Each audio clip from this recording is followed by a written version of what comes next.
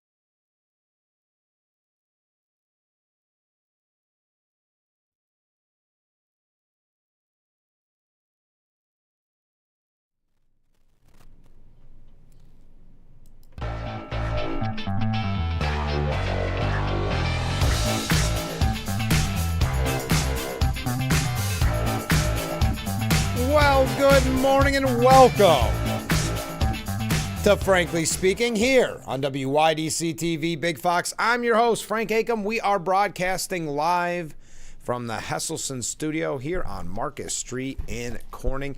And we've got to get right to it, because do we have a show in store for you? Coming up in just a moment after I go through breaking news and read some of your comments, we're going to hear from James Cool. He's a part of our series of those running in the primary coming up on Tuesday for Steuben County Legislator in the district encompassing Irwin. So that's coming up in about a minute. Then, after James Cool, we're going to be talking with Congressman Nick Langworthy in studio. Full disclosure, we recorded this yesterday.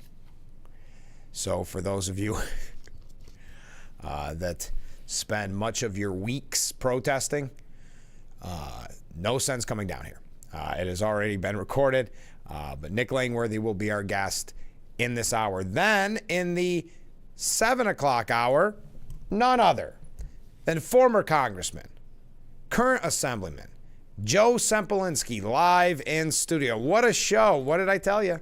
You've always got to tune in. Then Monday, wrapping up our Irwin series for those running for Steuben County Legislature, Drenald Bakari. He'll be joining us on Monday. Never know what you're going to get on this program. That's why you have to tune in every morning. Okay, Trump can keep control of the National Guard troops that are deployed to Los Angeles, according to appeals court rule. An appeals court allowed President Trump to keep control of the National Guard troops he deployed in Los Angeles following the protests over immigration raids. The decision halts a ruling from a lower court judge who found Trump acted illegally when he activated the soldiers over opposition from Governor Newsom. The deployment was the first by a president of a state National Guard without the governor's permission since 1965. In its decision, the court concluded that it's likely the president lawfully exercised his statutory authority in federalizing control of the Guard.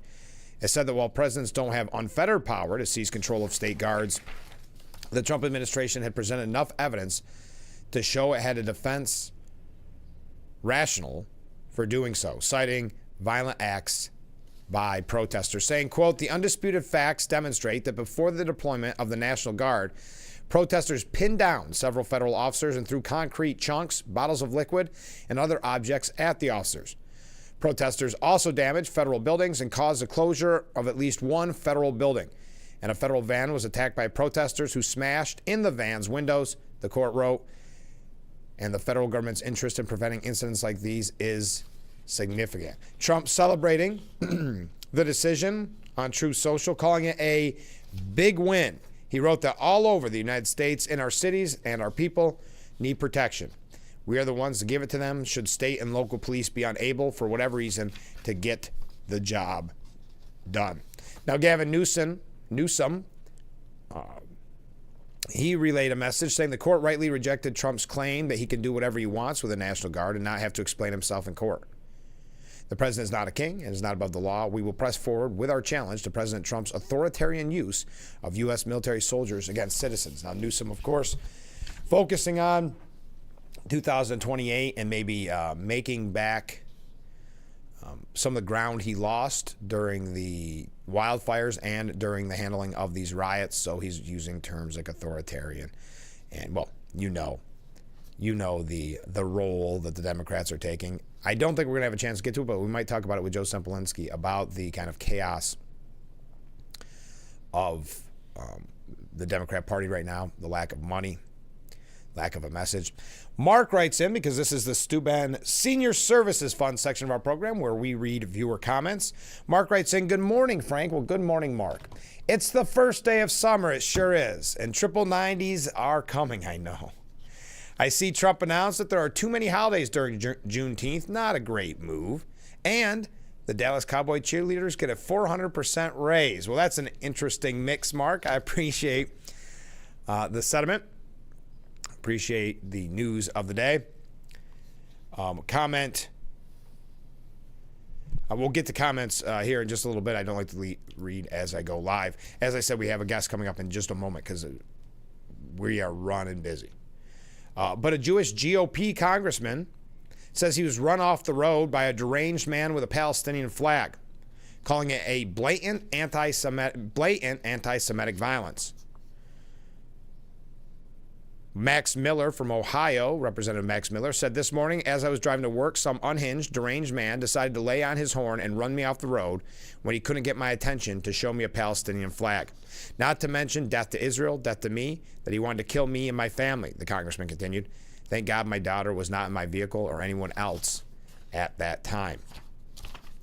We've talked about the normalization of far-left violence on this program and the rise in anti-Semitism, with even Van Jones saying that the Democrat Party has been marbled with anti-Semitism. In New York State Regents exams have made many, specifically in Long Island, upset with their definition of Zionism. There's a controversy on Long Island over a New York State Regents exam study packet that some say inaccurately defines Zionism and includes factual errors. It defines Zionism as an example of extreme nationalism. Now, to call Zionism extreme nationalism is propaganda. I consider myself a Zionist, said Michelle Herman. There's nothing extreme about Zionism. It is loving my country. The review included historical inaccuracies and bias, including statements like every war ended with Israel gaining more land and Jews taking land away from Palestinians. It's incorrect, it's propaganda, it's biased. That coming from the New York State Regents. All right, then you wonder where this all begins.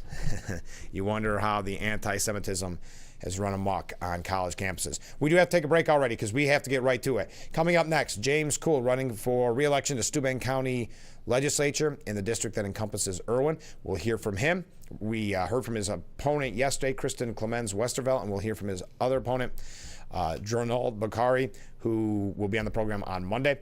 Coming up after James, we're going to hear from Congressman Nick Langworthy. Then after that, former Congressman Joe Sempolinski, current Assemblyman. So stay with us. We'll be right back with Frankly Speaking here on WYDC TV, Big Fox.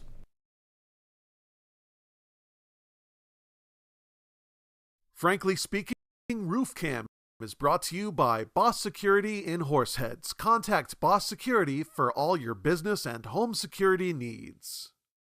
Don't have time to go to the gym? The health club is not an option? Come to Hesselson today and see why swim spas and fitness systems can fit into anyone's yard and budget. 12-foot, 14-foot, 15-foot, 18-foot dual temperature hot tub and swim spas are all on display in Hesselson's indoor and outdoor showroom.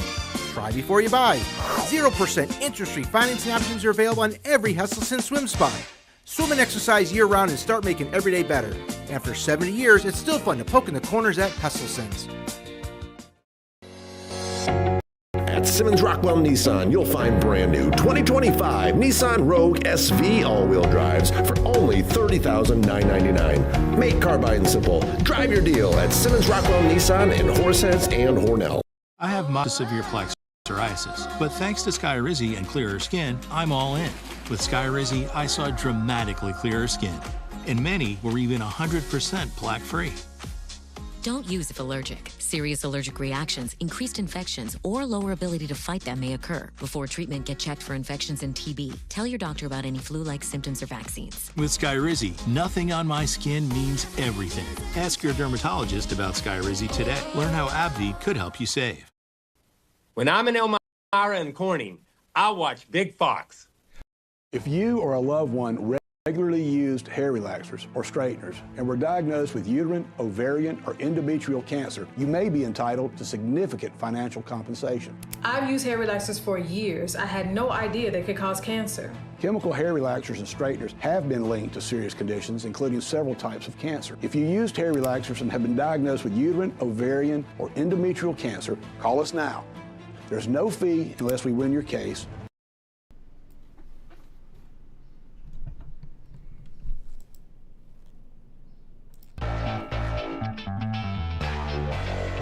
The Frankly Speaking Roof Cam, brought to you by Boss Security in Horseheads. Contact them today for all your business and home security needs. Welcome back to Frankly Speaking here on WYDC TV Big Fox. I'm your host, Frank Acom, and this is our Steuben County Office for the Aging section of our program. Steuben County Office for the Aging, committed to maximizing quality of life, safety, and independence.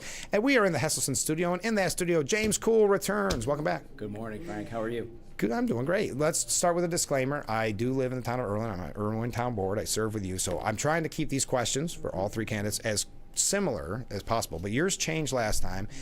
And it's going to change again this time because I ask only the tough questions. You know that. That's I've got the reputation for that. How did the Little League team do? Well, it was a huge success. Okay, good. And I'll tell you why. It's because we had two kids on the team that by the end of the last game got their first hits. Oh, and congratulations. boy, that kind of joy, it just makes you want to keep coming back and doing it. Can't be matched. We also happened to win a few games, so that was great too. Good, that's bonus. Yeah, bonus exactly. at that It was point. a bonus. All right, but on the serious note, asking. yes, of course. I wanted to see how the team went. Okay, so tell us about your background for those of us that don't know. Sure, absolutely. So I'm originally from Hammondsport. I moved to Irwin around 10 years ago, roughly. My wife and I, we're raising three boys who are all at home right now, out of school. But we chose Irwin here because as we started to look at places that we thought were great for raising a family, Irwin was the spot. Oh, absolutely. And so we live there. I work for a business software company that's based out of Horseheads. Okay. So I do data analysis. I'm a consultant. I work with clients to really help use data to help them perform better in their various sectors. Mm-hmm. And for when I moved in, I immediately volunteered. Yeah. And mm-hmm. the town very well. Yes, so of course.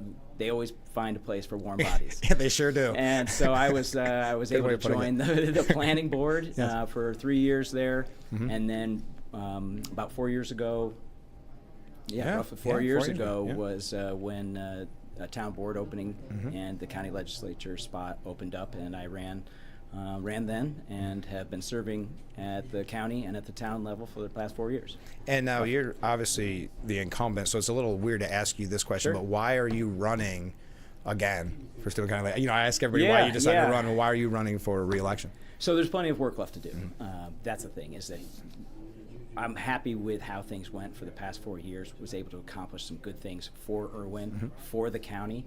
And so that's really why I'm motivated to say there's still problems. There's still things to address. Mm-hmm.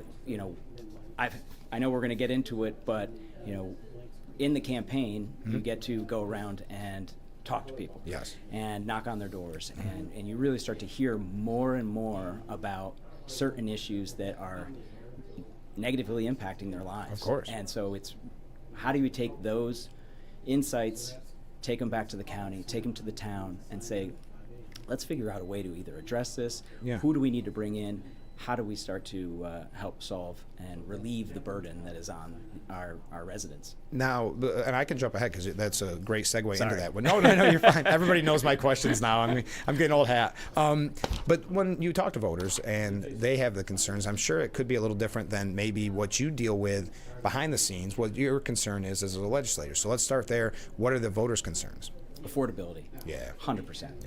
That's every time I walk up to someone's driveway, knock on their door, say, what's going on with your life? What keeps you up at night? Yeah. And it's costs. It's affordability. It's how do you expect to continue to have various taxes and cost rise, and whether it's salaries or if they're we have a number of residents that are seniors that are on fixed income. They're getting squeezed. They are. And so it's how do we at the county level, how do we control the costs that we can control? How do we cut costs where we can? How do we find efficiencies and optimize the programs and services that are being offered? If they're not being utilized, do they still necessitate investment? It's starting there, and that's what I hear every time. And I've been going out every day and knocking on doors, and that's what I do here when I'm out there. Well, behind the scenes, what do you think are some major issues that we're dealing with in Steuben County? Homelessness would be one that is, and I say that for a couple of reasons, right? On a social services side, it's a huge draw of our people at the county, our resources at the county. It also can have quality of life implications, right down near the Addison town line where we have where we do house some homeless here in Irwin. There have been criminal activities that are being perpetrated on the neighbors to the places that we're housing. The numbers aren't going down; they're going one direction. And what we have to do is start to figure out what are some of the, and this is not just a local, this is a state, this is a national issue, and no one person has the answer, but how do we here start to address it in the way that we can at Steuben County? Because it's impacting Cornell, it's impacting Bath, it's impacting Corning, it's impacting Painted Post. There's big dollars behind it too. So we're already at year to date, as of April, we had $2 million that we've spent at the county to house roughly 800 homeless persons in the county, not just here in Painted Post or Irwin, but all across the county. So that's one of the things where you're talking about dollars that are required to be spent, people hours of addressing some of the concerns that the homeless have, whether it's helping them get jobs, getting placements, helping them, medical attention, any of those sorts of things.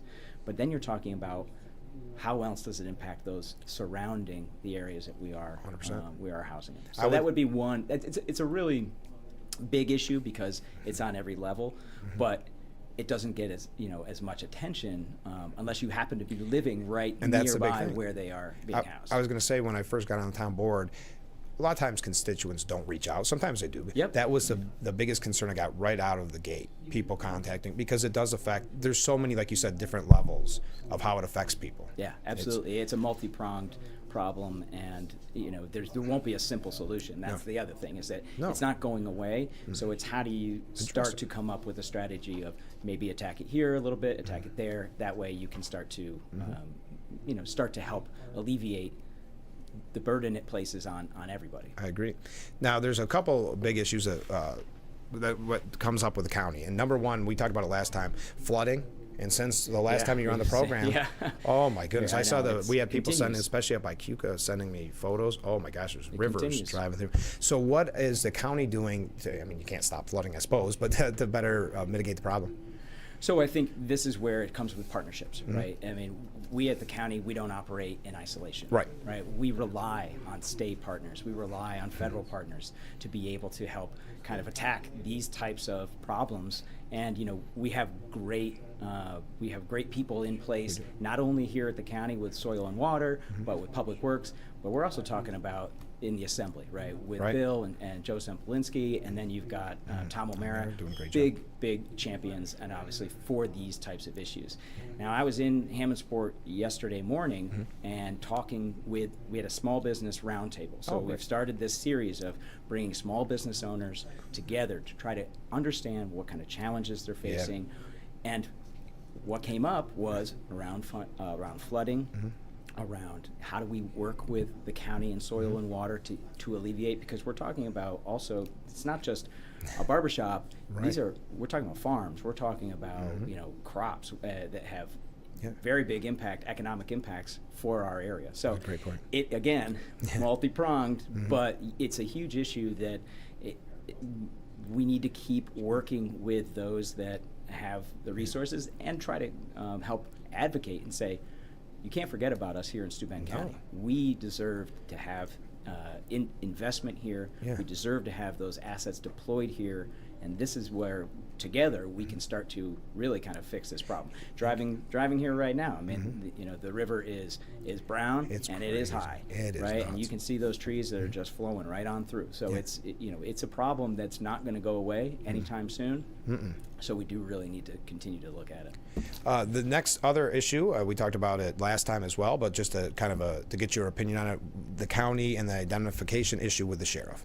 Yeah, sure. So I think I said last time, right? This is really, in my view, around eliminating liability risk because of the way that we what I said at the beginning around affordability. As taxpayers here, we can't afford, we're taxed so high that we can't afford additional costs that come down. And so that, I think, one of the issues there is really around trying to eliminate the risk of any huge big number litigations that come through the county being passed down onto our taxpayers. Now let's talk about some of the fun stuff. How's the campaign going? Campaign's going great. We're having a lot of fun, and that's the thing. So you guys got I was talking off the air. You got the worst weather though. It feels like it's primary season. Not today. But, well, exactly. I mean, you don't have to wear the big puffy coats. Petition, right now. I meant. Yeah, not you can tell where my head's at. Yeah. But absolutely. I mean, the rain always, keeps people from opening their doors at the same time. It doesn't stop me from going out and knocking on doors. And that's really the importance. That's what it's about. Is getting out and saying, listen, here is what's important to me. I would like to learn what's important to you and see if we can't figure out how to work together to keep moving Irwin and Painted Post forward. And that's what's great about it is that, we've had a couple of campaign events, right? Yep.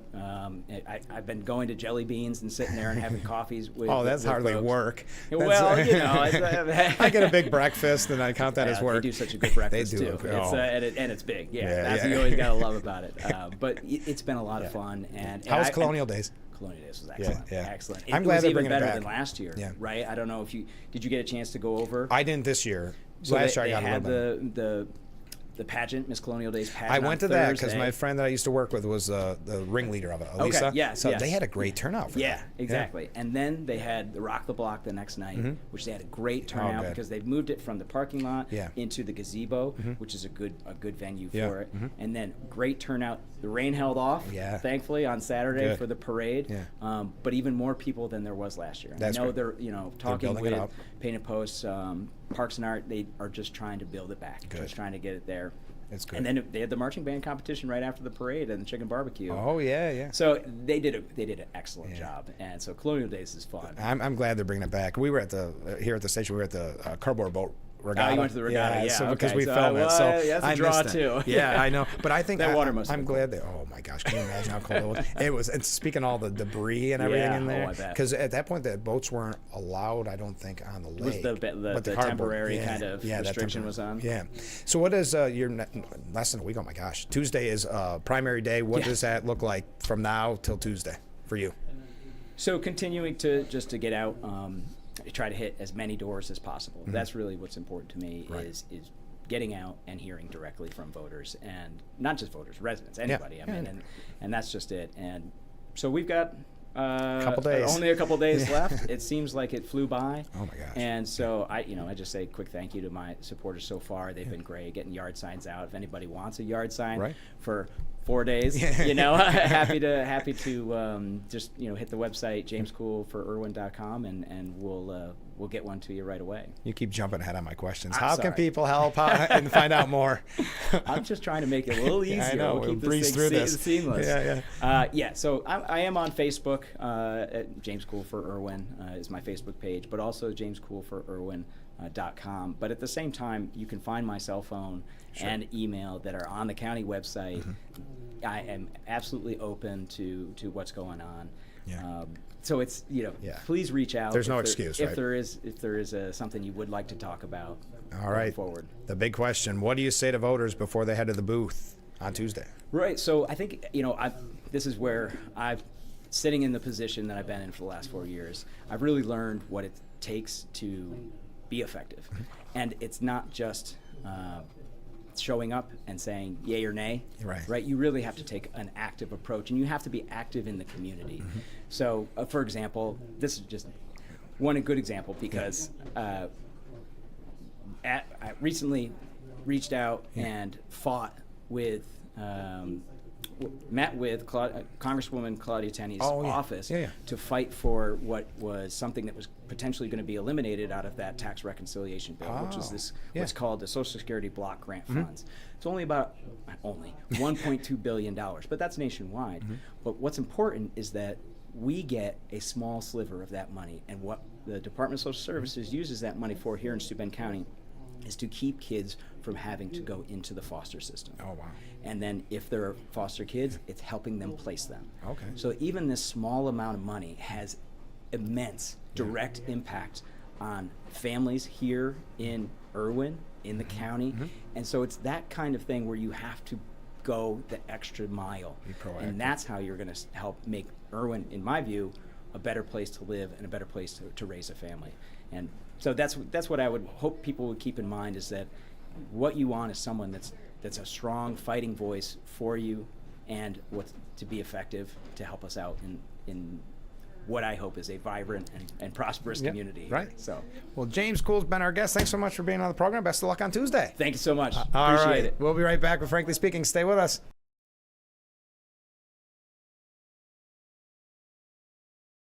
Your tap water is delicious. I know, right? It's this Culligan Smart drinking water system. What do you think is going on in there?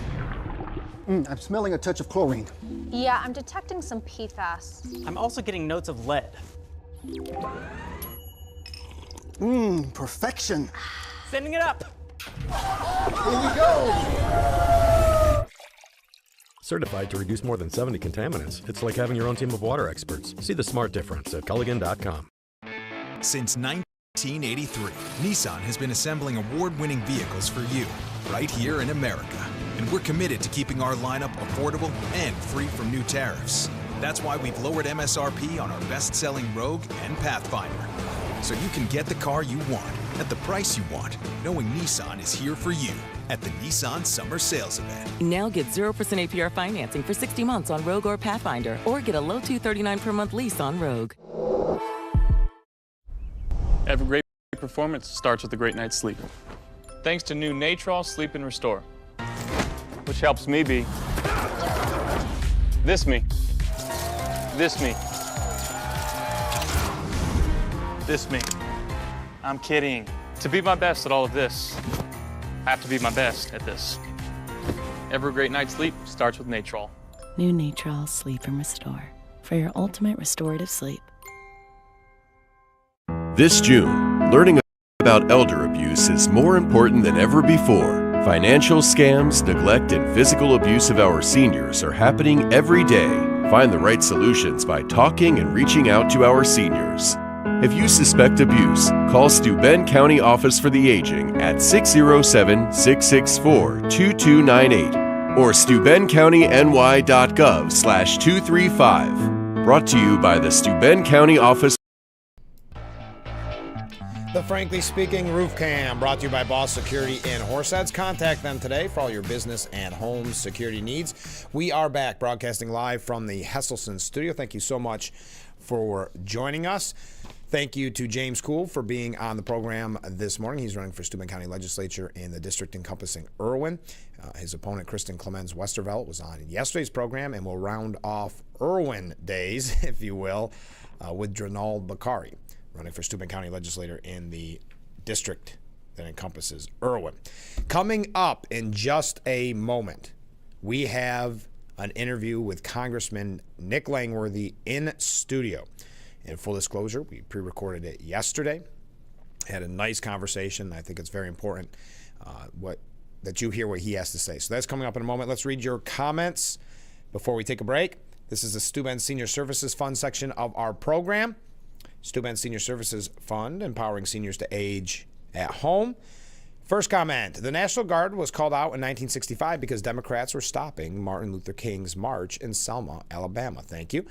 Comment from a different viewer, June 19th, 1775, George Washington took command of the Continental Army, the first commander of the Army. Thank you very much.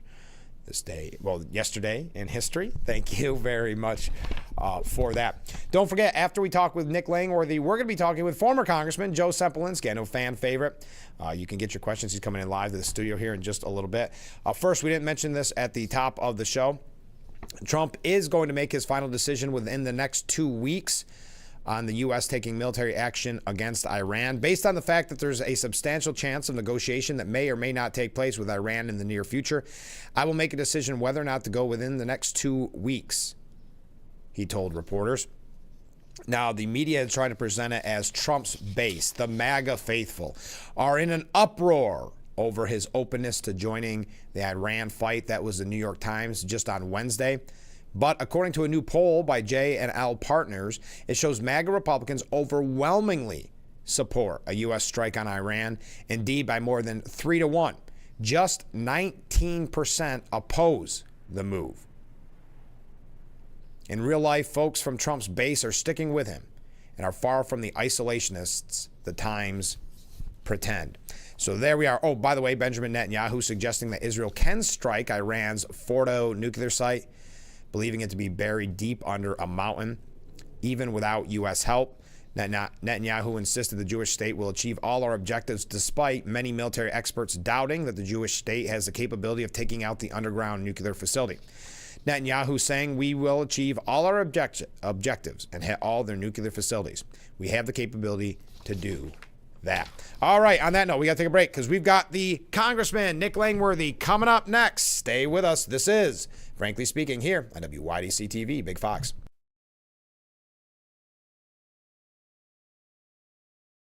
Attention, Elmaron may lead to vision loss. If you have suffered vision problems after taking Elmaron to treat bladder pain, call the Hearn Law Firm. Elmaron may be responsible for your vision problems, and you may deserve compensation for your injuries. If you took Elmaron and now have vision problems, call the Hearn Law Firm at 888-308-3866 right now. You could find out if you qualify in less than 2 minutes. Call 888-308-3866 for your free case review. Trust your child to Dr. Hench's at either Watkins Glen, Elmira, Horseheads, or Elkland Family Dentistry. All 4 locations provide cutting-edge technology to make sure your visit is comfortable and stress-free. Dr. Hench's offers treatment in all areas of dentistry, including same-day crowns, implants, root canals, oral surgery, and treatment for all ages. For the best dental care in the region, trust Dr. Hench's and his staff at Watkins Glen, Horseheads, Elmira, and Elkland Family Dentistry. Call any one of his offices today or visit them online for more information. WYDC Advisory Services has been building long-term relationships in our community for over 35 years. We pride ourselves in the ability of our teams in wealth management and tax and business to work together to offer coordinated planning services for our clients. The mission of WYDC Advisory Services is to provide specialized wealth management, tax, and business services to help clients meet their personal financial goals. WYDC Advisory Services, Water Street in Elmira, Market Street in Corning. Visit us at valicenti.com. I'm Marian Burt. I've lived here for 70 years, but I do fine right here in my house, and I want to be here as long as I can be. And I feel comfortable knowing that if something happened to me, someone would know because of the cameras that are installed in various spots in my home. That has been a wonderful gift to me to be able to have that security and that support from Full Circle America, and that The Frankly Speaking Roof Cam, brought to you by Boss Security in Horseheads. Contact them today for all your business and home security needs. Welcome back to Frankly Speaking here on WYDC TV Big Fox. I'm your host, Frank Acom. We are broadcasting from the Hesselson studio, and this is the Steuben County Office for the Aging section of our program. Joining us in the Hesselson studio, Congressman Nick Langworthy. Thanks so much for being here. It's great to be back with you, Frank. You have so much going on. Washington has so much going on. But first, let's talk, because we talk about energy, being New York State residents. Everybody's talking about energy. Tell us about the Energy Choice Act. Well, this is a bill I'm really proud of. I mean, this is one of the main reasons I ran for Congress, was to go take this fight to the halls of Congress. We have a situation now where New York State and California are trying to mandate their whims on the entire country. What the Energy Choice does, the Energy Choice Act does, is ban the bans. I love that. So we no longer allow state or local governments to limit the choice of a consumer as to how to heat or power their home. If you want to solar power your house, if you want the whole thing to be solar, I support that. Yeah. If you want to build a giant windmill in your yard and that's within the local laws, Sure. I support that. The state has vilified natural gas, and we've seen it nowhere more than in the southern tier, where they robbed us of transformational opportunity to harness and really frack the natural gas that God gave us. It could have transformed our economy just like it's done for Pennsylvania and Ohio. We've been left behind in the fracking revolution that has really made American energy exploration all the more possible. I just went out to visit fracking sites in West Texas. It's incredible what they're doing. And I remember in those Obama years, they were talking about us running out of oil. Yeah. Now, that is, there will be no shortage of oil for hundreds and hundreds of years because of this technology, and it's done in a very sound environmental way. But we're going to this law, if we can get this to the president's desk, would prevent states from limiting that choice. And Albany's trying to do it through 1,000 paper cuts. We saw another hit this week with, one of their new ridiculous laws about the last 100 feet of a pipeline that can cost a homeowner $25,000 if they want to build a house and connect to natural gas. Natural gas is clean, it's effective, it's predictable, it's there in times of great crisis when the electrical grid's out. And that's a great point. I know you talked about it in the past. This can literally lead to deaths in our rural area. If we lose power, and you know how it is in our area, we can lose power for a week sometimes. What if that's how you're heating your home in the winter? Hey, we had, I'll never forget the blizzard at Christmas of 22. I was literally days away from being sworn into Congress. I had a newborn baby in our house. Right. And it was the worst blizzard I've ever lived through. 69 people lost their lives in that storm. And I looked the governor in the eye one time when she came to speak to the delegation, and I said, if your electrification mandates were online during that blizzard that affected both of our hometowns, it would have been 600 dead, not 69. Easily. Between EV mandates and the full electrification, people were without power for a long time, and the winds were such that the power workers couldn't get up to fix them, and it was a very helpless feeling. But we always knew we had our natural gas working. Always people, there. Turned on their ranges in their kitchens if they didn't have natural gas. Heating their home. They had found creative ways to create heat, and natural gas was always there. Yeah, always dependable. And another thing that I think is overlooked, I know Assemblyman Phil Palmisano talks about a lot. The grid is just not there for what she's proposing. It's definitely not there. I've met with officials with the various power utilities. I mean, they tell me that the grid in upstate New York is akin to a third world country. Something you'd see in Central America. There you go. And it's because they've neglected it, and they haven't invested in it. They've taken the money and diverted it elsewhere instead of taking care of it and making it world class. All these rate increases that our taxpayers are seeing right now are supposed to help improve that grid. That grid needs to be severely improved. We need to get more energy onto it. Right. They have all these high hopes for what the electrical demand, whether it's electric school buses, electric cars, electric heating. They have no way to get it. I mean, Democrats, if you ask them typically, where does energy come from, they say the wall. Right, no. But we have to produce that electricity. We're very blessed in the state to have Niagara Falls and a hydropower infrastructure, which is about 20% of our total output. But over 40% of the state's electricity is through creating and burning natural gas. Right. It is not something to be vilified. We need to celebrate it. We should be taking all the shuttered coal, the former coal electric plants, and repurposing those with natural gas so we have more energy available, not less. It wasn't interesting to see the Democrats turn on Tesla because of Elon Musk. In an instant. Yeah, so in quickly. An instant. It was so cool to have a Tesla at one point. Then they were burning them. Yeah. And it's just, this green energy movement, I'm all for all of the above strategy. Of course. When I was in West Texas, I saw a lot of windmills and solar panels around Griggs. Right. Because there's no lines bringing that power out to this very remote part of Texas. They need those renewables to help power the rigs in the intense energy demand of harnessing our natural gas and oil. It's got to all work together. The government shouldn't be picking winners and losers. The market's got to be involved, and consumer choice has to be at the forefront of this. What does it look like with Energy Choice Act? You're saying bipartisan support? What's we have the bipartisan timeframe? support right away. Senator Justice of West Virginia has introduced a companion bill in the Senate. Oh, great. So we're excited. We feel we got real momentum. I'm now on the Energy and Commerce Committee. Great. I'm the only New Yorker on that committee, the only one from north of Pennsylvania on that committee. So I look at my role on that committee is to take this fight to these Green New Deal policies that are stifling not just our state but our country. I mean, Hochul's unwillingness to allow pipelines to be created in New York is killing off our opportunity to win the AI war. Right. We have to have American energy going throughout the northeastern United States. And I'm going to use this platform any way I can to help that agenda. Well, I know a lot of viewers right now are saying amen because the comments that I received when those first energy bills came with the increases, it's it's heartbreaking. Some of these people thinking about moving out of their house because they can't afford it because of your electric bill.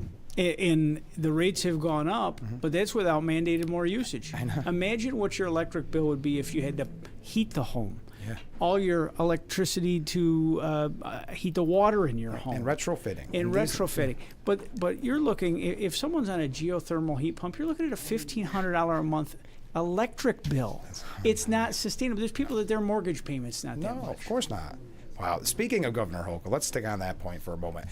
What an outstanding job you did, and we heard from so many viewers, grilling Governor Hochul recently. How did that feel?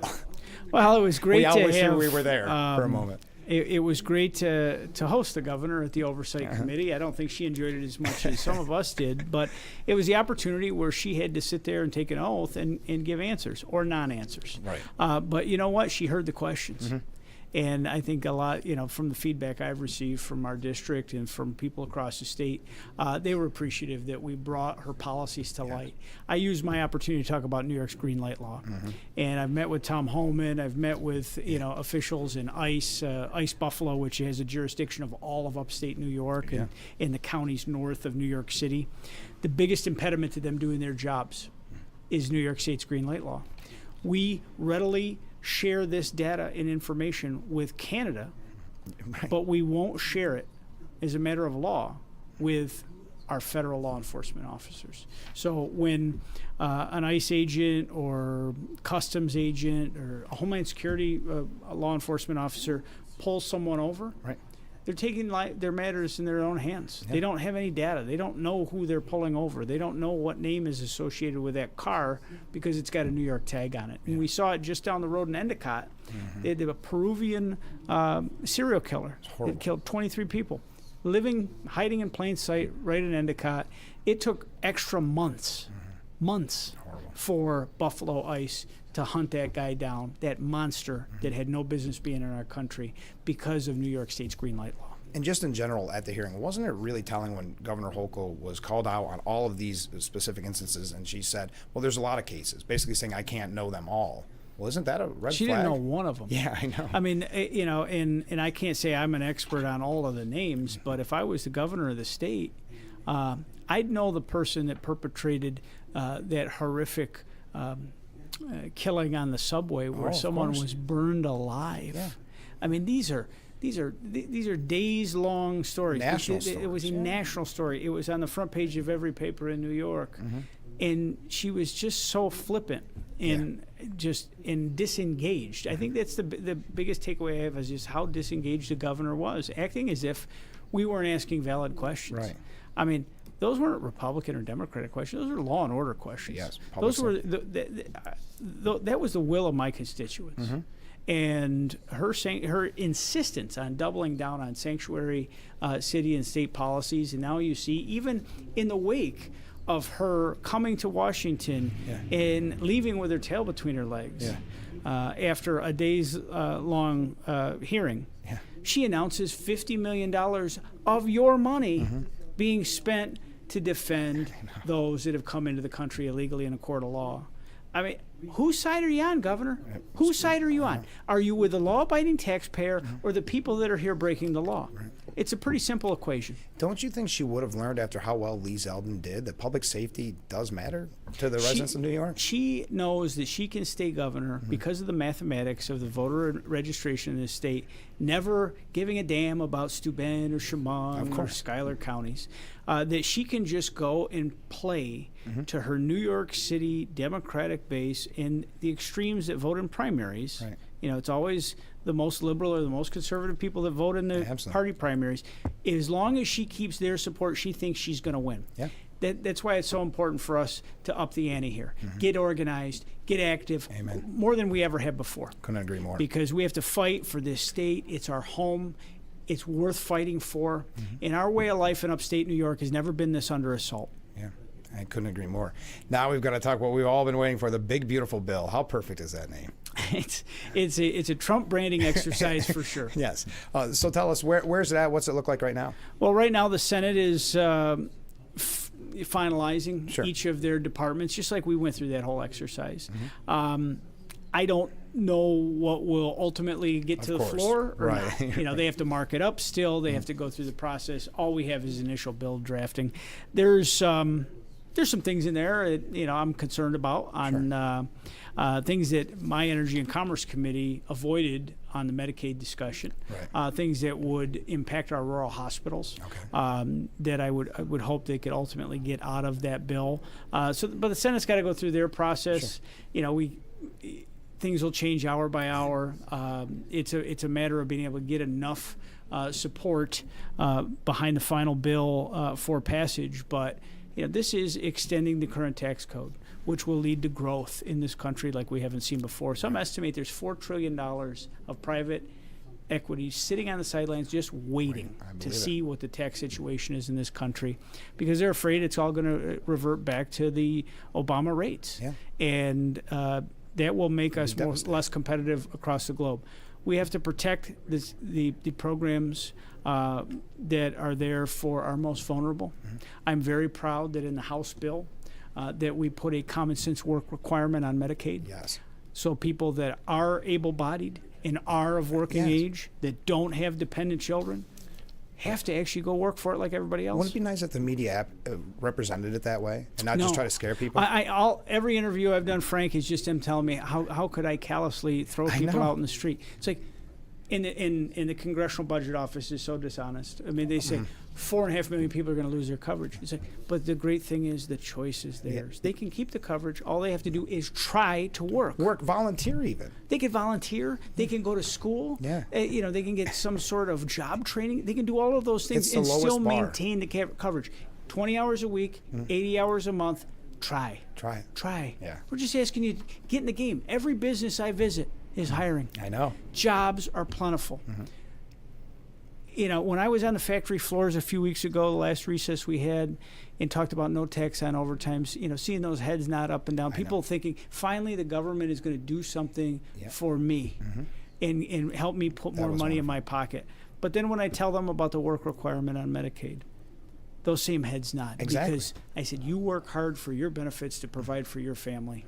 Everyone else that's able to should too. And you mentioned people are hiring everywhere. I'm on the Salvation Army board. We'll let you volunteer any day if that's the low bar. So there's people that want you to volunteer. There's people that want you to work. It's a pretty low bar. And when people are presented with it that way, they support it wholeheartedly.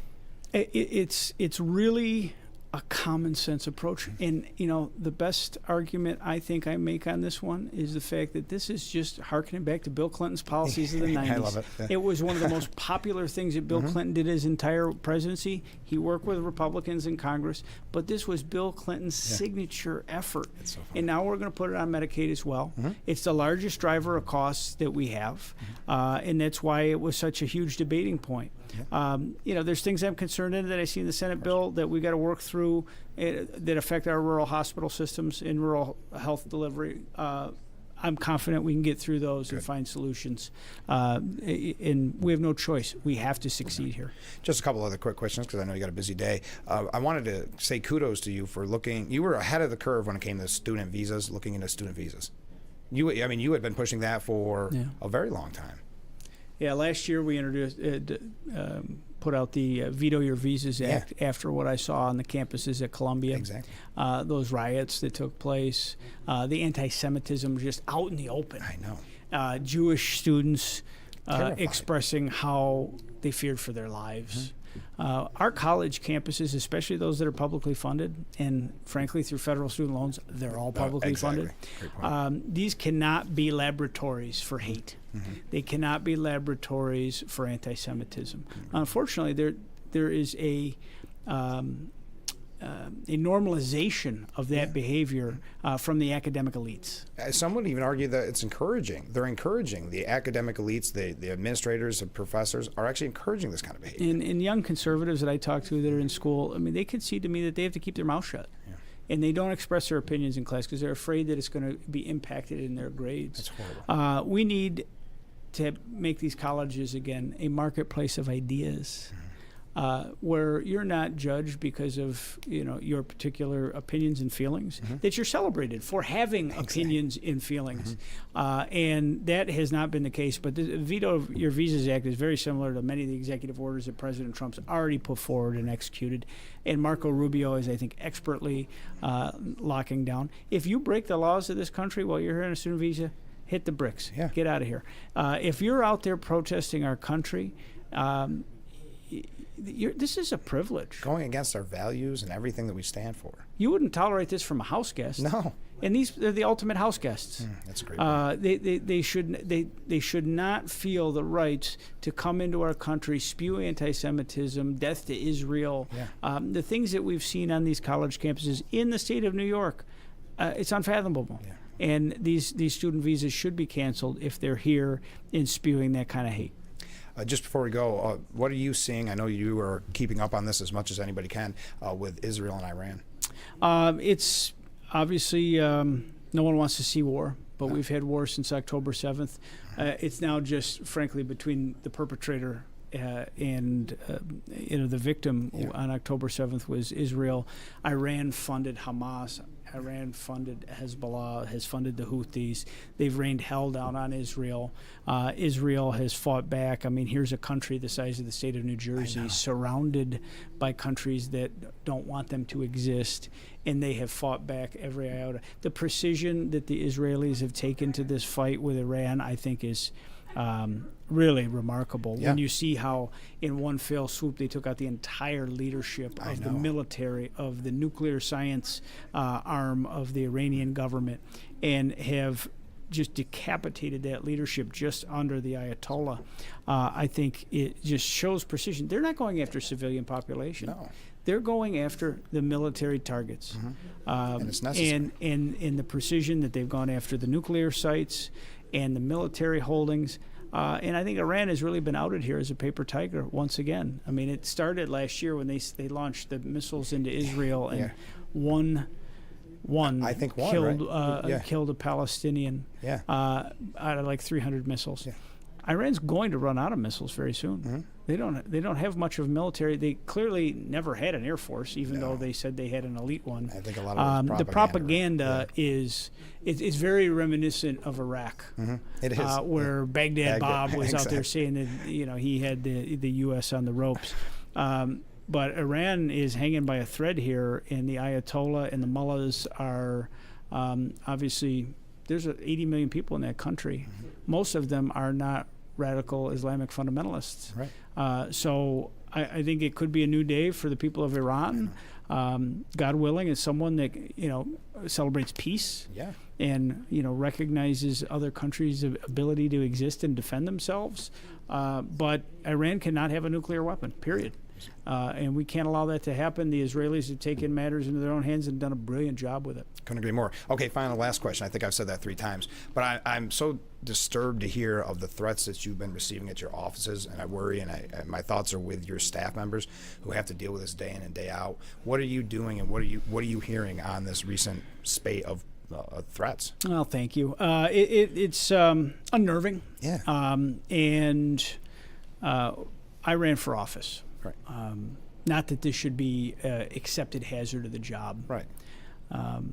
After Minnesota last Saturday, I'm looking at the world very differently. We're certainly taking measures at home to make sure that my family is always safe. But then Sunday night, after Minnesota happened, my office received a very threatening message, signed. Surprisingly, that basically suggested that my staff and I should all fear for our lives. Oh my gosh! What does that feel like? It's sadly for me personally, it's become too normal. But for my staff, they didn't run for anything. Right. These are people that are go to work every day, work constituents. hard, and solve problems for constituents of all party affiliations. They're not out there, promoting an ideology or voting on bills. They're helping people every day. And I am going to take a zero tolerance policy. Anyone that threatens my staff, or my own well-being, we are going to prosecute to the fullest extent of the law. And this has to be the policy across the country. And I know after Minnesota, members of the Republican majority had a call with the Sergeant at Arms and with the Capitol Police talking about how we need this to be taken very seriously because what I have had is somewhat minor compared to what some of my colleagues have faced.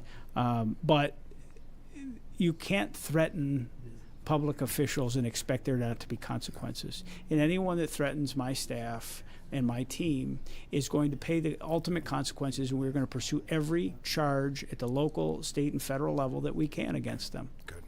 Well, Nick, thanks so good, Mr. Congressman, excuse me. Thank you for giving us so much time here in the Frankly Speaking studios. Let's do it again soon. It's great to be back with you. I look forward to the opportunity. All right. We'll be right back with Frankly Speaking. Stay with us.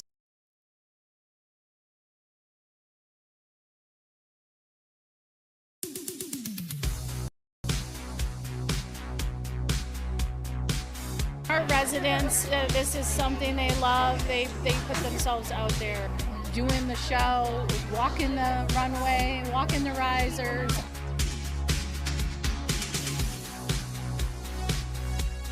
Every penny we take in on our tickets, on our raffles, sponsorship tables, all goes to volunteers. We sold out in 2 weeks. You're a Pioneers at home this Thursday and Saturday. Thursday, June 19th, it's a Chemung Canal Trust Night. Saturday, June 21st, it's free mini bats courtesy of Blaze Brockway Contracting. And it's Southside High 1972 Championship Night. Your Elmira Pioneers at home this Thursday and Saturday. Get your tickets early. Call 734-2690. Your Elmira Pioneers, a baseball tradition since 1888. I have severe plaque psoriasis, but thanks to Skyrizi and clearer skin, I'm all in. With Skyrizi, I saw dramatically clearer skin, and many were even 100% plaque-free. Don't use if allergic. Serious allergic reactions, increased infections, or lower ability to fight them may occur. Before treatment, get checked for infections and TB. Tell your doctor about any flu-like symptoms or vaccines. With Skyrizi, nothing on my skin means everything. Ask your dermatologist about Skyrizi today. Learn how AbbVie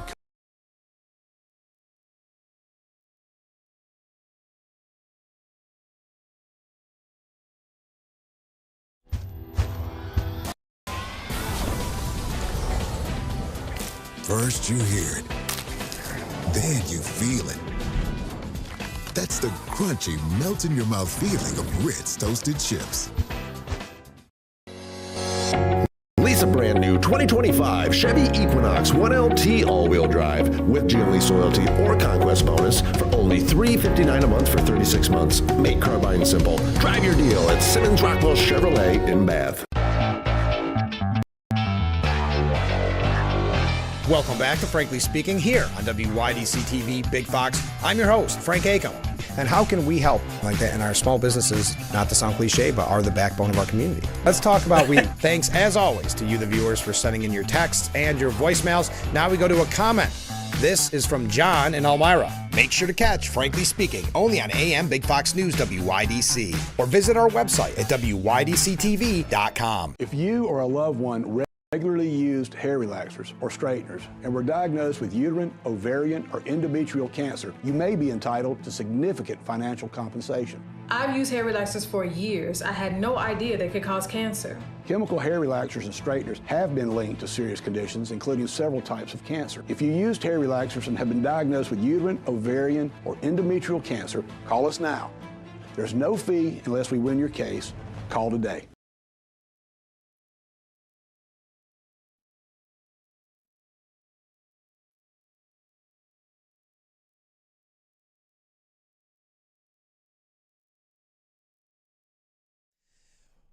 The Frankly Speaking Roof Cam, brought to you by Boss Security and Horseheads. Contact them today for all your business and home security needs. We are broadcasting live from the Hesselson studio, and in that studio, Assemblyman, former Congressman, Chair of the Steuben County Republicans, Joe Sempolinski. Hey, Joe. Good morning. It's a beautiful summer morning here in Corning. Isn't it? And I It's the first day of summer. Well, right now you're talking like the longest days of the year, right? Yeah. So as I was driving from my home in Canisteo to Corning, it was all light. It was all when I come in the winter. Yeah, it's doom and gloom. Dark when I drive here. So I'm in a very nice seasonal mood. Yes. Because of that. Well, I've got a couple comments to read because we have the Steuben Senior Services Fund section of our program where we read viewer comments. First up, Trump gave Iran 2 weeks to surrender. Looks like July 4th fireworks are going to be held in Iran this year. Wow. All right. Fair enough. Mark writes off, hats off to Nick Langworthy. I think he's doing an awesome job. Well, I'll pass it along to Nick. Thank you. We were both with Nick last night. Yeah. We were both with Nick last night and had a chance to talk to him a little bit one-on-one and also in group setting. And, I think Nick's doing a good job. And you can't judge somebody unless you've walked a mile in their shoes, and so in this case, I'm uniquely qualified to judge everybody, to comment on the job that Mr. Langworthy is doing. Because I did a mile in his shoes prior to him being there, and I think he's doing a good job. Nick, I've known Nick for 16 years. Yeah, we both came up very similarly. We've both been party chairmen at the county level. We've both been congressional staffers, so we have very similar backgrounds, and I would agree. I think Nick's doing a good job. Comment from a different viewer, not a good idea to rush into war with Iran. If the main path of 18% fuel to China gets blocked, as Iran says they will do by sinking ships, it will decimate the Trump economy by leading to over $200 a barrel oil. 18% of the world's fuel production passes through the Strait of Hormuz. Yeah, it's the exit to the Persian Gulf is what they were referring to, and is a global economic choke point, and there's always been concern that the Iranians somehow block it, and then not only does that affect, obviously you've got the Iranian situation, but it affects the economy of the entire region, and with that being a major energy area, it affects the economy of the entire world. And finally, this has become a fan favorite, Joe.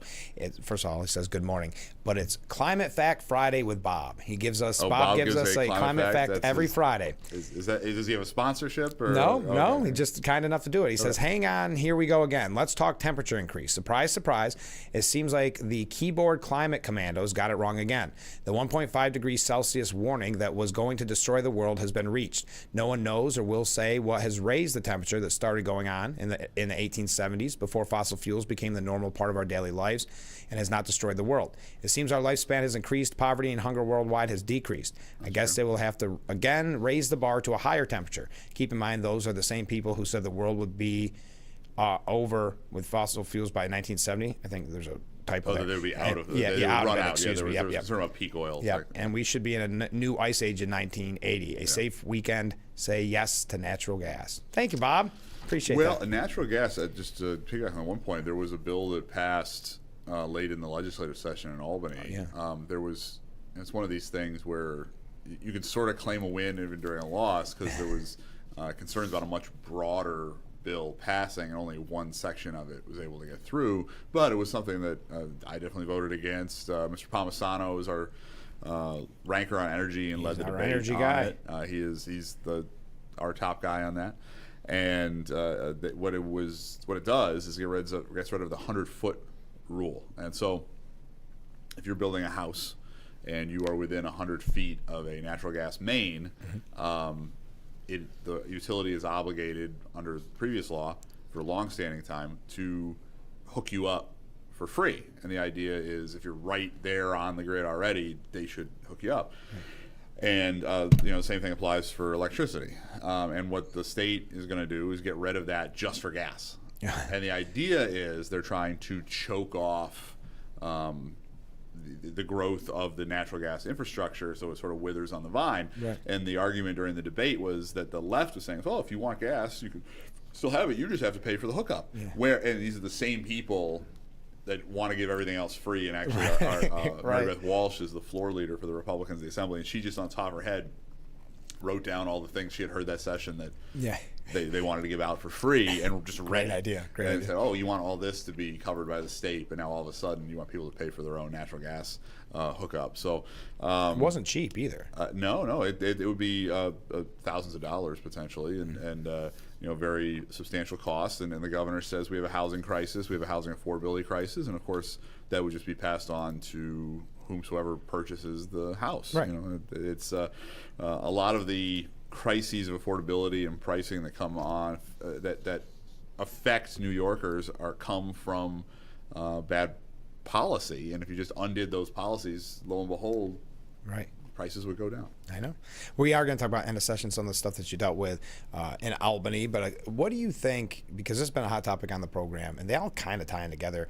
There was a great piece about 2 weeks ago about the normalization of kind of left-wing violence and these threats. I mean, we heard from Congressman Langworthy right before he got on here about the threats that his office has received.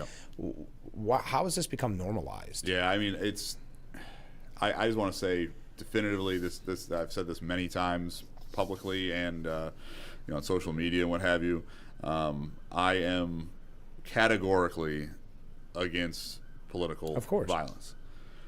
I don't care if it's somebody that agrees with me or disagrees with me or somebody that's indifferent to my positions that's perpetuating it. It's completely and totally unacceptable in a free society. We have elections. Elections determine who our public officials are, and then they do their jobs. And I have vehement disagreements with people. That doesn't mean we get violent. We determine our future with ballots, not bullets, not knives. In America, and it is. I saw on social media last night apparently Max Miller getting run off the road. We talked about that this morning quickly. I've met Mr. Miller. He was I think he may have been coming in as a freshman when I was leaving or something. But I have met Congressman Miller, and seems like a real nice fella. The interaction I had with him, and I'm glad that he is safe. Obviously, closer to home, we had the situation with Lee Zeldin when he was running, and so we have got to get away from the idea that violence is the way that we deal with a political situation. It's utterly and completely unacceptable. Yeah, and I think some of the rhetoric that the media pushes, and from some of the elected leaders, is not helping this matter. Yeah, I mean, people, they get spun up that whatever the issue of the day is somehow, an existential crisis. And I'm not saying that any particular issue is not important, but you need to sort of take a step back and say, all right, the sun's going to come up tomorrow, and just because something doesn't go your way or a public official takes a stand that you disagree with, we have to realize everybody's a human being, a person, and I have to deal with people every day that I think are misguided. I think in some cases dangerously misguided. But that doesn't give me an excuse to engage in violence against them. That's an excuse for me to argue my position and say, this is why you're wrong. This is why you're hurting our society with your policies. This is why you should change those policies. This is why maybe I'm going to vote for the other person or campaign for the other person or something like that. But we have to lower the temperature. We're talking right now under the administration of a president who during his campaign took a bullet to the head. Yes. And if it had been the slightest bit off, he didn't move his head just perfectly, you're dealing with a murder on live television. And so we've got a real problem in this country as far as violence is concerned. Thank God Donald Trump did look at that chart when he did. That was borderline miraculous. And that we were talking about a nicked ear as opposed to his a shot that hit home. So we've danced very close to very dangerous waters as far as this is concerned for our society, and we got to stop. Yeah, and I would say, I see the protests. I'm not suggesting protesters are to that level. I'm not. But I'm saying we see so much kind of outrage right now. And yet you and I will later on talk about the primaries. We'll talk about the local general elections.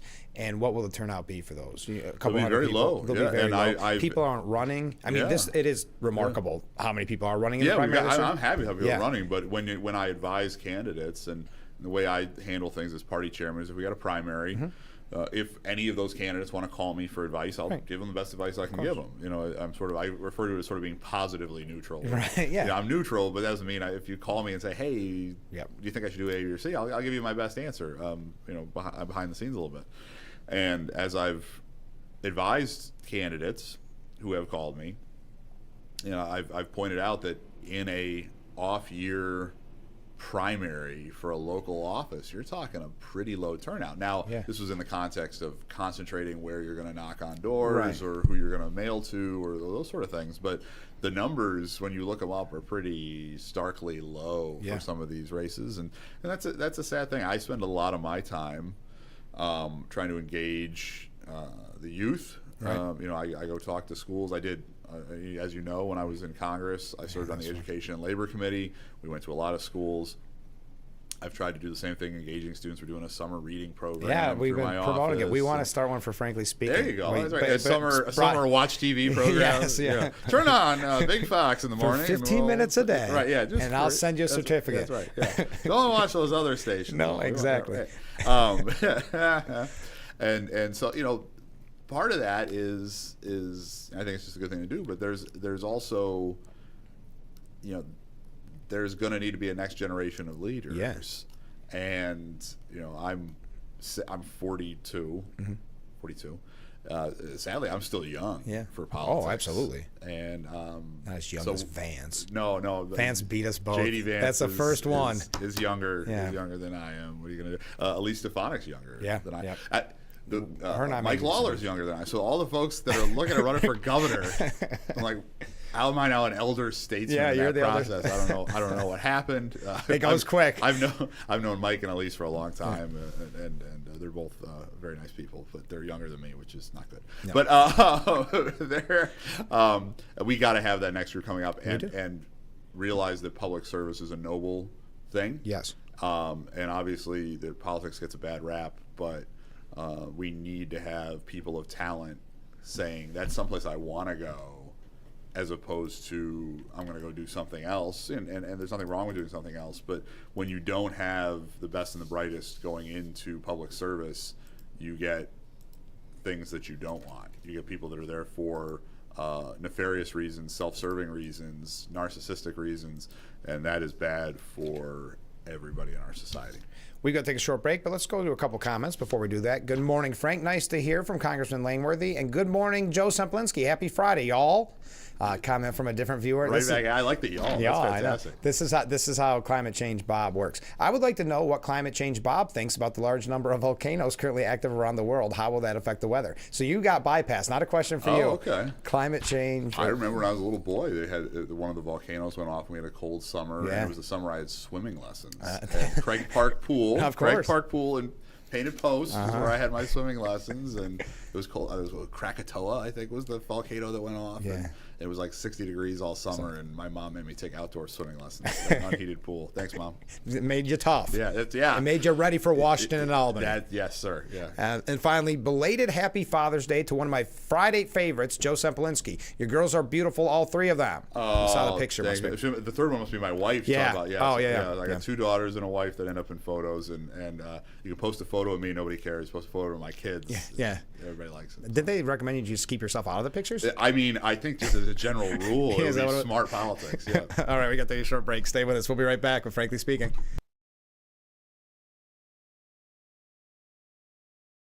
Hi, this is Tom Witzel, owner of Hesselson's in Amara Heights. At Hesselson's, we care about your well-being and overall health, whether it's relieving stress, muscle recovery, increasing circulation, or just revitalizing the body. Hesselson's now has two complete line of infrared and traditional rock saunas in our new and expanded showroom. Come in today and see why owning a sauna is the start of your new healthy lifestyle. Hesselson's is still locally and family-owned and operated in Amara Heights. After 70 years, it's still fun to poke in the corners at Hesselson's. I have severe plaque psoriasis, but thanks to Skyrizi and clearer skin, I'm all in. With Skyrizi, I saw dramatically clearer skin, and many were even 100% plaque-free. Don't use if allergic. Serious allergic reactions, increased infections, or lower ability to fight them may occur. Before treatment, get checked for infections and TB. Tell your doctor about any flu-like symptoms or vaccines. With Skyrizi, nothing on my skin means everything. Ask your dermatologist about Skyrizi today. Learn how AbbVie could help you save. Learning about elder abuse is more important than ever before. Financial scams, neglect, and physical abuse of our seniors are happening every day. Find the right solutions by talking and reaching out to our seniors. If you suspect abuse, call Steuben County Office for the Aging at 607-664-2298 or SteubenCountyNY.gov/235. Brought to you by the Steuben County Office for the Aging.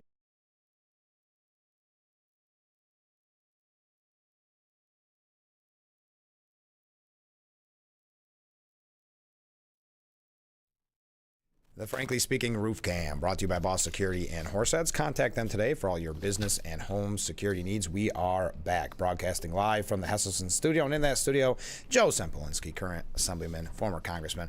Comment from a viewer during the Student Senior Services Fund section of our program. Joe Sempolinski has 40-plus years to serve, so don't rule out president. I hope I have 40-plus years, period. Let alone to serve. 42. I'm hoping for another good 42. Yeah, that would be great. I will not be a candidate for president of the United States in the upcoming election. Don't they? I like that you said in the upcoming election. Okay, mark your calendars. My plan is to run for re-election to my current. Okay, perfect. So going into you got the LA riots, you got the No Kings protest. There's a lot of protests going on, Joe. A lot of protests, a lot of rioting all over the place, and to be just perfectly clear on my position, I am for free speech. If you want to stand on a sidewalk and wave a sign about anything under the sun, left, right, or center, go for it. What is unacceptable, and I do put in sort of that category of sort of getting into political violence, is when you use that as an excuse for looting, you use that as an excuse for property destruction. Right. You use that as an excuse to disrupt roads, where you have these people sitting in the road or blocking the street. That's unacceptable because that is a public safety issue. Imagine if an ambulance got to get through there, or a police officer's got to get through there. You can't have that. No. So if you want to not disrupt someone else's life and express your opinion in a vocal way, God bless you. But you cannot endanger the safety and well-being and property of others and then characterize it as a mostly peaceful. The media becomes so cliche with things like that because even when they become a joke, they still use it. That's right. And they've been using it a lot lately. The mostly peaceful, which during 2020 became sort of because the you had of people, the reporter and everything's on fire. It's like it's like the original meme Naked Gun movie where Leslie Nielsen's in front of the fireworks store that is blowing up and he's like, nothing to see here. Exactly. There's a little bit of that going on, and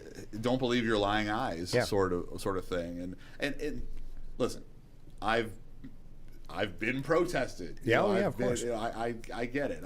And when I've had that situation, when I worked for my predecessor in Congress or whatever, I'll go talk to them and listen to their opinion and what have you.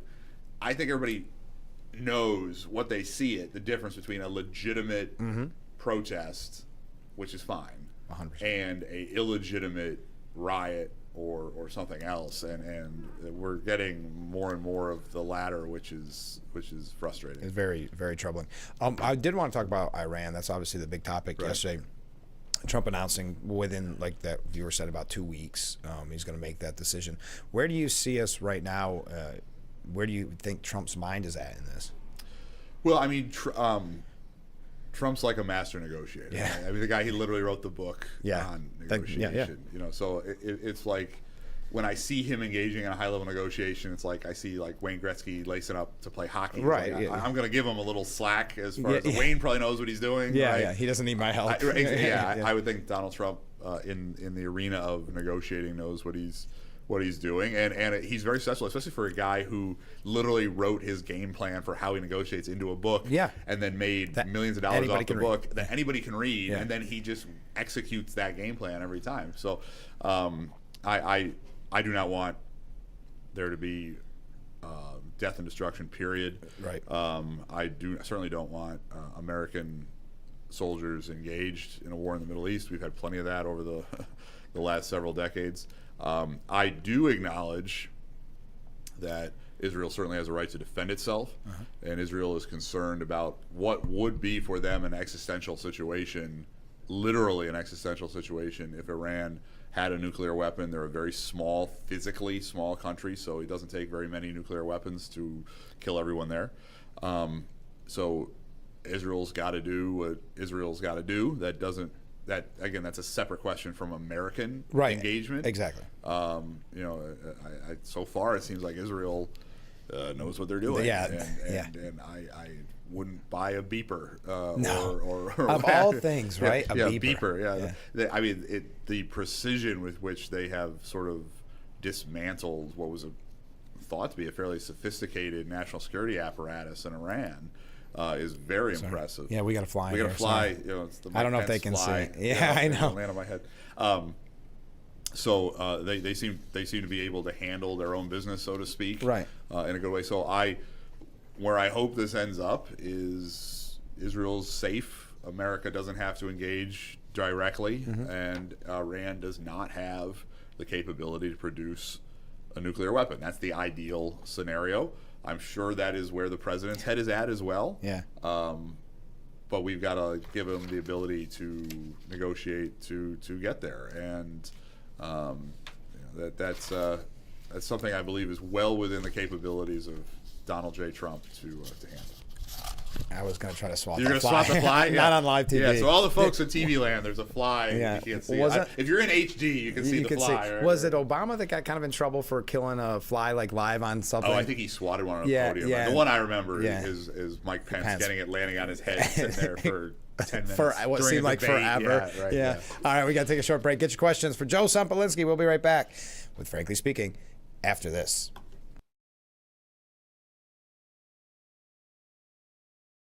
Trust your smile to Dr. Henches at either Watkins Glen, Elmira, Horseheads, or Elkland Family Dentistry. All 4 locations provide cutting-edge technology to make sure your visit is comfortable and stress-free. Dr. Henches offers treatment in all areas of dentistry, including same-day crowns, implants, root canals, oral surgery, and treatment for all ages. For the best dental care in the region, trust Dr. Henches and his staff at Watkins Glen, Horseheads, Elmira, and Elkland Family Dentistry. Call any one of his offices today or visit them online for more information. Hey, this is John with John's Tree Service. We are locally owned and insured and rated A+ with the Better Business Bureau. John's Tree Service, your source for all your tree needs, where customer satisfaction is our guarantee. Give us a call today at 607-377-6513.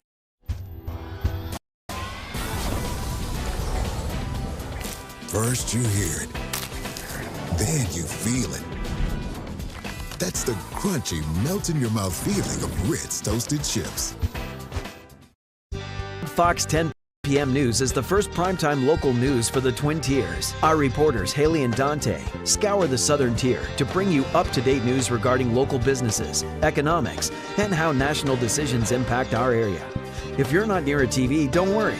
You can also catch our 10 p.m. news live on WYDCTV.com/livestream. Don't miss Big Fox 10 p.m. News on WYDC, on TV, or our website.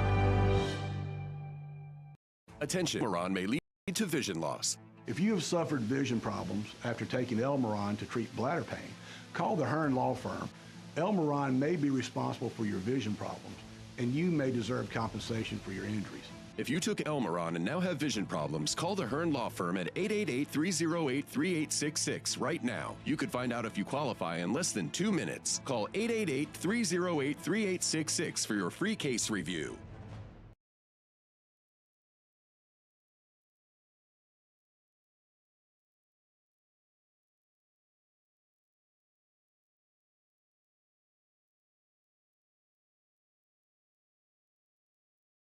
The Frankly Speaking Roof Cam, brought to you by Boss Security and Horseheads. Contact them today for all your business and home security needs. We are back broadcasting live from the Hesselson studio, and in that studio, Assemblyman Joe Sempolinski. There we go, up on the screen. Oh, I got to ask you about this, Joe. And we're going to get to end of session. We're going to talk about local races. Any questions people have, they can feel free to send in. All right, I don't know if you're a betting man, but Cuomo's mayor, right? Well, oh boy. And my position on Andrew Cuomo in general has been articulated repeatedly on this fine program and its predecessor on radio. Yes, that's right.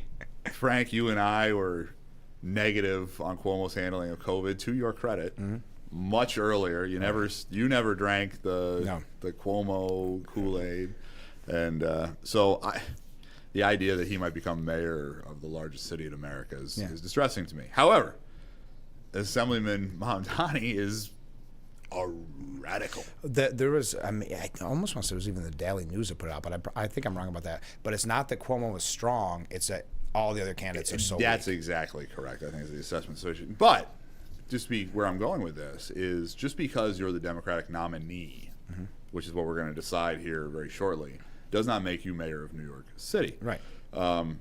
The incumbent mayor is running as an independent. Right. Cuomo, if he loses the primary, has an independent line as well. Yep. There's a lot of talk about Zoran getting the working families line if he loses to Cuomo, because they don't want to give Cuomo the working families line. Right. And Curtis Sliwa is the Republican nominee. Right. So we're looking at what could very, very easily, in fact, probably more likely than not, a four-way general election. And when you have that four-way split, then three of whom are registered Democrats, it becomes very unpredictable. Maybe Adams slips in for another term because you've got, well, I mean, Andrew Cuomo being a sociopath, and you have, you know, frankly, somebody that's right on the edge of being a communist, if he's not actually a communist. Right. Does Adams slip in there? Does Curtis Sliwa? Yeah, that suddenly really you have a three-way.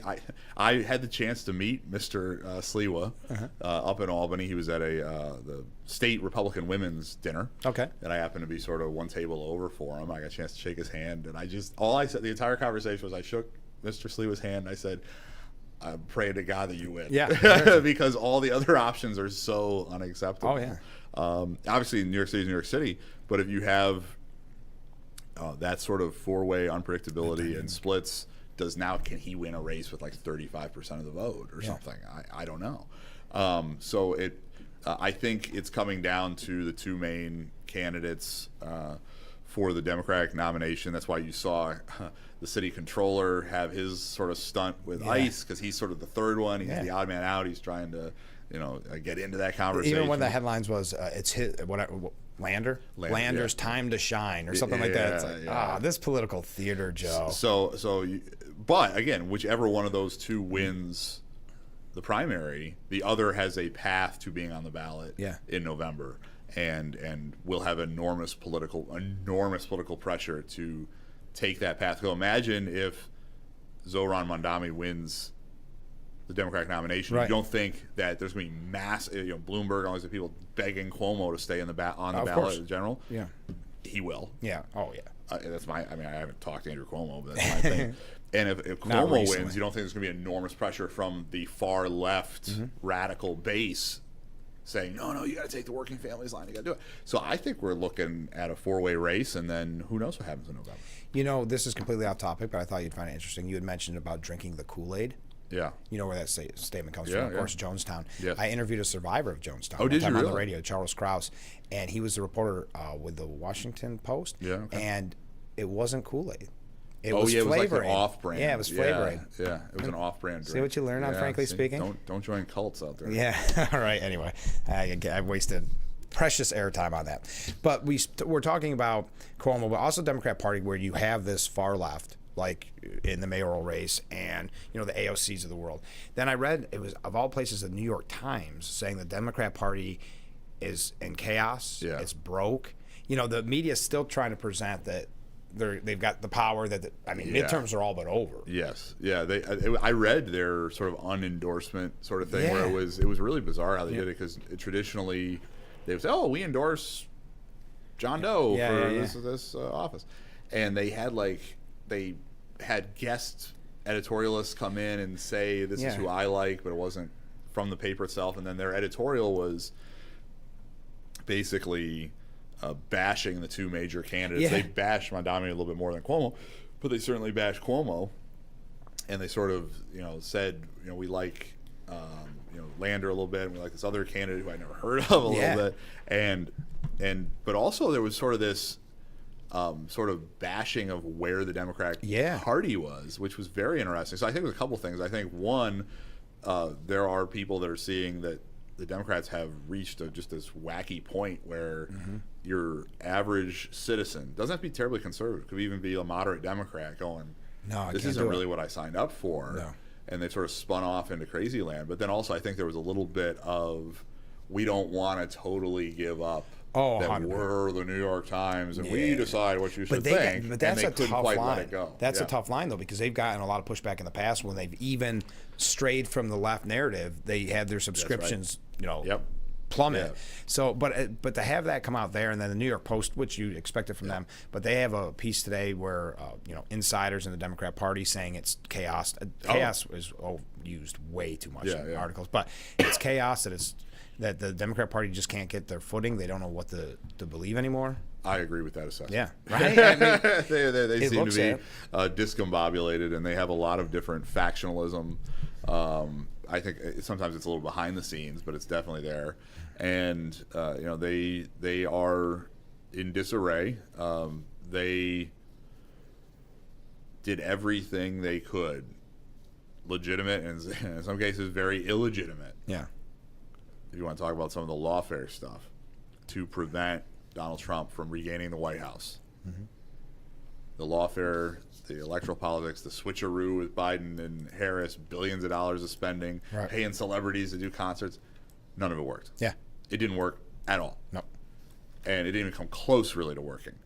And so their entire game plan is based on a cultural and political environment that doesn't exist anymore. Right. And suddenly, it's cool to be a Republican. It's not cool to be a Democrat. And they're like the aging hippie that used to be cool, right? And they just don't know how to fix it because everything they've done doesn't work anymore. I used to say this on the radio, so this goes back a long time. I always said that if you want to be rock and roll and if you want to be rebellious, you want to be punk rock, you have to be a conservative. Because look at Bruce Springsteen, always preaching as he's charging you $300 a ticket about the billionaires and all that, lecturing you, and that's not rock and roll anymore. That's just cliche. If you have the mainstream media and corporate America and all the celebrities, academia on your side, how are you the outsider rebelling against the machine? You are the machine. Yeah, 100%. Okay, a couple comments before we go to break. This is a weird one. I have not heard anybody ask this. Joe, what's your take on Elise Stefanik joining the mayor's race? I thought they were going to say gubernatorial, but they corrected it. New York City mayor race. Too late for that, right? Oh, sorry. You want me to take a break? No, I'm good. Well, Elise lives in the North Country. That's what I wondered. There was talk about, if she had been named UN ambassador, that would have put her in physically in New York City because that's where the UN ambassador is. Headquartered. It's the only cabinet position that's based in New York City rather than based in Washington, D.C. So that may be where they're coming from. But she's the congresswoman from the North Country, and is not a resident of the city of New York. And I think the main question and speculation is who is going to get in the race for governor on the Republican side. And Elise did come to Albany beginning of last week, and I was... we had a press conference. We had a meeting before that with all the Republicans in the Assembly and the Senate, and she did not say one way or another what she was going to do for governor, but she did a very good job sort of critiquing the current governor, which is a world-class at. And then that hearing in Congress. She is made for that. Yeah, we were in the depths of the end of session. So session's running until like 10 p.m. in Albany. So the last couple weeks, you're in session like all day. Right. It's long days. So the way we, 6 or 7 of us Republican Assemblymen, the way we unwound at the end of the day, like 11 o'clock that night. So we were sitting in an office, cracked a beverage, pulled up on YouTube, Nick and Elise and Mike going after the governor. We just sat there and watched it, and that was our entertainment for the evening, was watching those hearings. And I was excited about it because, number one, you have one of the best that can do it, which is Elise Stefanik, and then you have Hochul, who's never really good off the cuff. No. I mean, and that's an easy question from a reporter, let alone when you have Elise Stefanik, Nick Langworthy, and Lawler going after you. Yeah, there's levels to this, and the folks that are questioning her, as far as ability to handle questioning and what have you, the governor's not on their level. Nick or Elise or Mike, they all did very well. Not even close. We got to take a short break. Stay with us. This is Frankly Speaking here on WYDC TV, Big Fox. In today's world, securing Your business is more important than ever. Protected with Boss Security's state-of-the-art alarm systems. When seconds matter, trust the experts. Boss Security is proud to safeguard local businesses across the Twin Tiers. Contact Boss Security today. When you're running, don't forget to visit our Facebook page at Big Fox News. Catch up on news from the Twin Tiers. Vote on the daily question and hear about local events. All on Facebook.com/Big Fox News. Every great performance starts with a great night's sleep. Thanks to new Natrol Sleep and Restore, which helps me be this me, this me, this me. I'm kidding. To be my best at all of this, I have to be my best at this. Every great night's sleep starts with Natrol. New Natrol Sleep and Restore for your ultimate restorative sleep. Big Fox 10 p.m. News is the first primetime local news for the Twin Tiers. Our reporters, Haley and Dante, scour the southern tier to bring you up-to-date news regarding local businesses, economics, and how national decisions impact our area. If you're not near a TV, don't worry. You can also catch our 10 p.m. news live on WYDCTV.com/livestream. Don't miss Big Fox 10 p.m. News on WYDC, on TV, or our website. If you have one regularly used hair relaxers or straighteners and were diagnosed with uterine, ovarian, or endometrial cancer, you may be entitled to significant financial compensation. I've used hair relaxers for years. I had no idea they could cause cancer. Chemical hair relaxers and straighteners have been linked to serious conditions, including several types of cancer. If you used hair relaxers and have been diagnosed with uterine, ovarian, or endometrial cancer, call us now. There's no fee unless we win your case. Call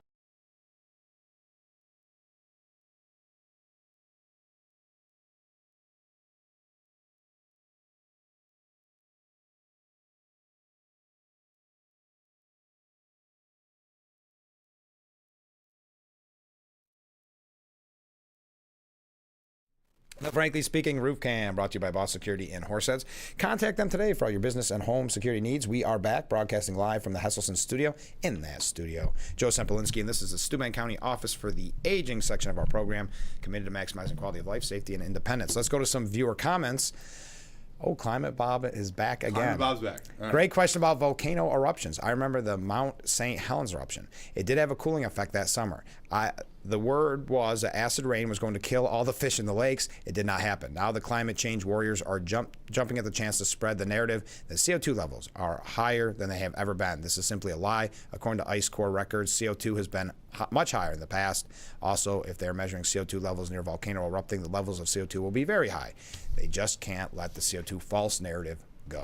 There you go. Have you ever seen the before and after pictures of Mount St. Helens? Yeah. Like it's stark. Yeah. It was like, the whole mountain blew up. Yeah, pretty wild. I just want to talk about this real quick, Joe, but I think it's worth mentioning, and we didn't talk about it last time. What do you think about Jake Tapper's book? The problem I have is I don't think we talked about this. Sorry if we did to the viewers. I hate the media trying to rewrite history and cover it for themselves. Right. And I think that's my problem with it. I think Jake Tapper thought he was going to get away with it, but he really hasn't. He's gotten a lot of pushback. As he should. Yeah, 100%. And it's like the meme with the guy in the hot dog suit. It's like we're all trying to find the guy who did this. You know, from the one comedy show. And that's how I react to it. Is come on. Yeah. You have enough material this quickly to write a book about it. Yeah. And you didn't push back at all. Yeah. While this was going on. Yeah. Last year. Yeah. Like we're less than a year out. Yeah. From Trump's only been president 6 months. Yeah. You know, I remember it was a few weeks ago where we passed the 1 year anniversary of Biden going, and I'll debate you anytime, anywhere. So awkward. So this all unraveled approximately 1 year ago. And now all of a sudden we have enough information to sort of say, well, we have all the detail of who was covering it up, and everybody can turn on him now that he's not useful. Meaning Biden. This is because they weren't being journalists when Biden was president. They were covering for him because of TDS or whatever it was. Yeah. But I find it offensive. I do too.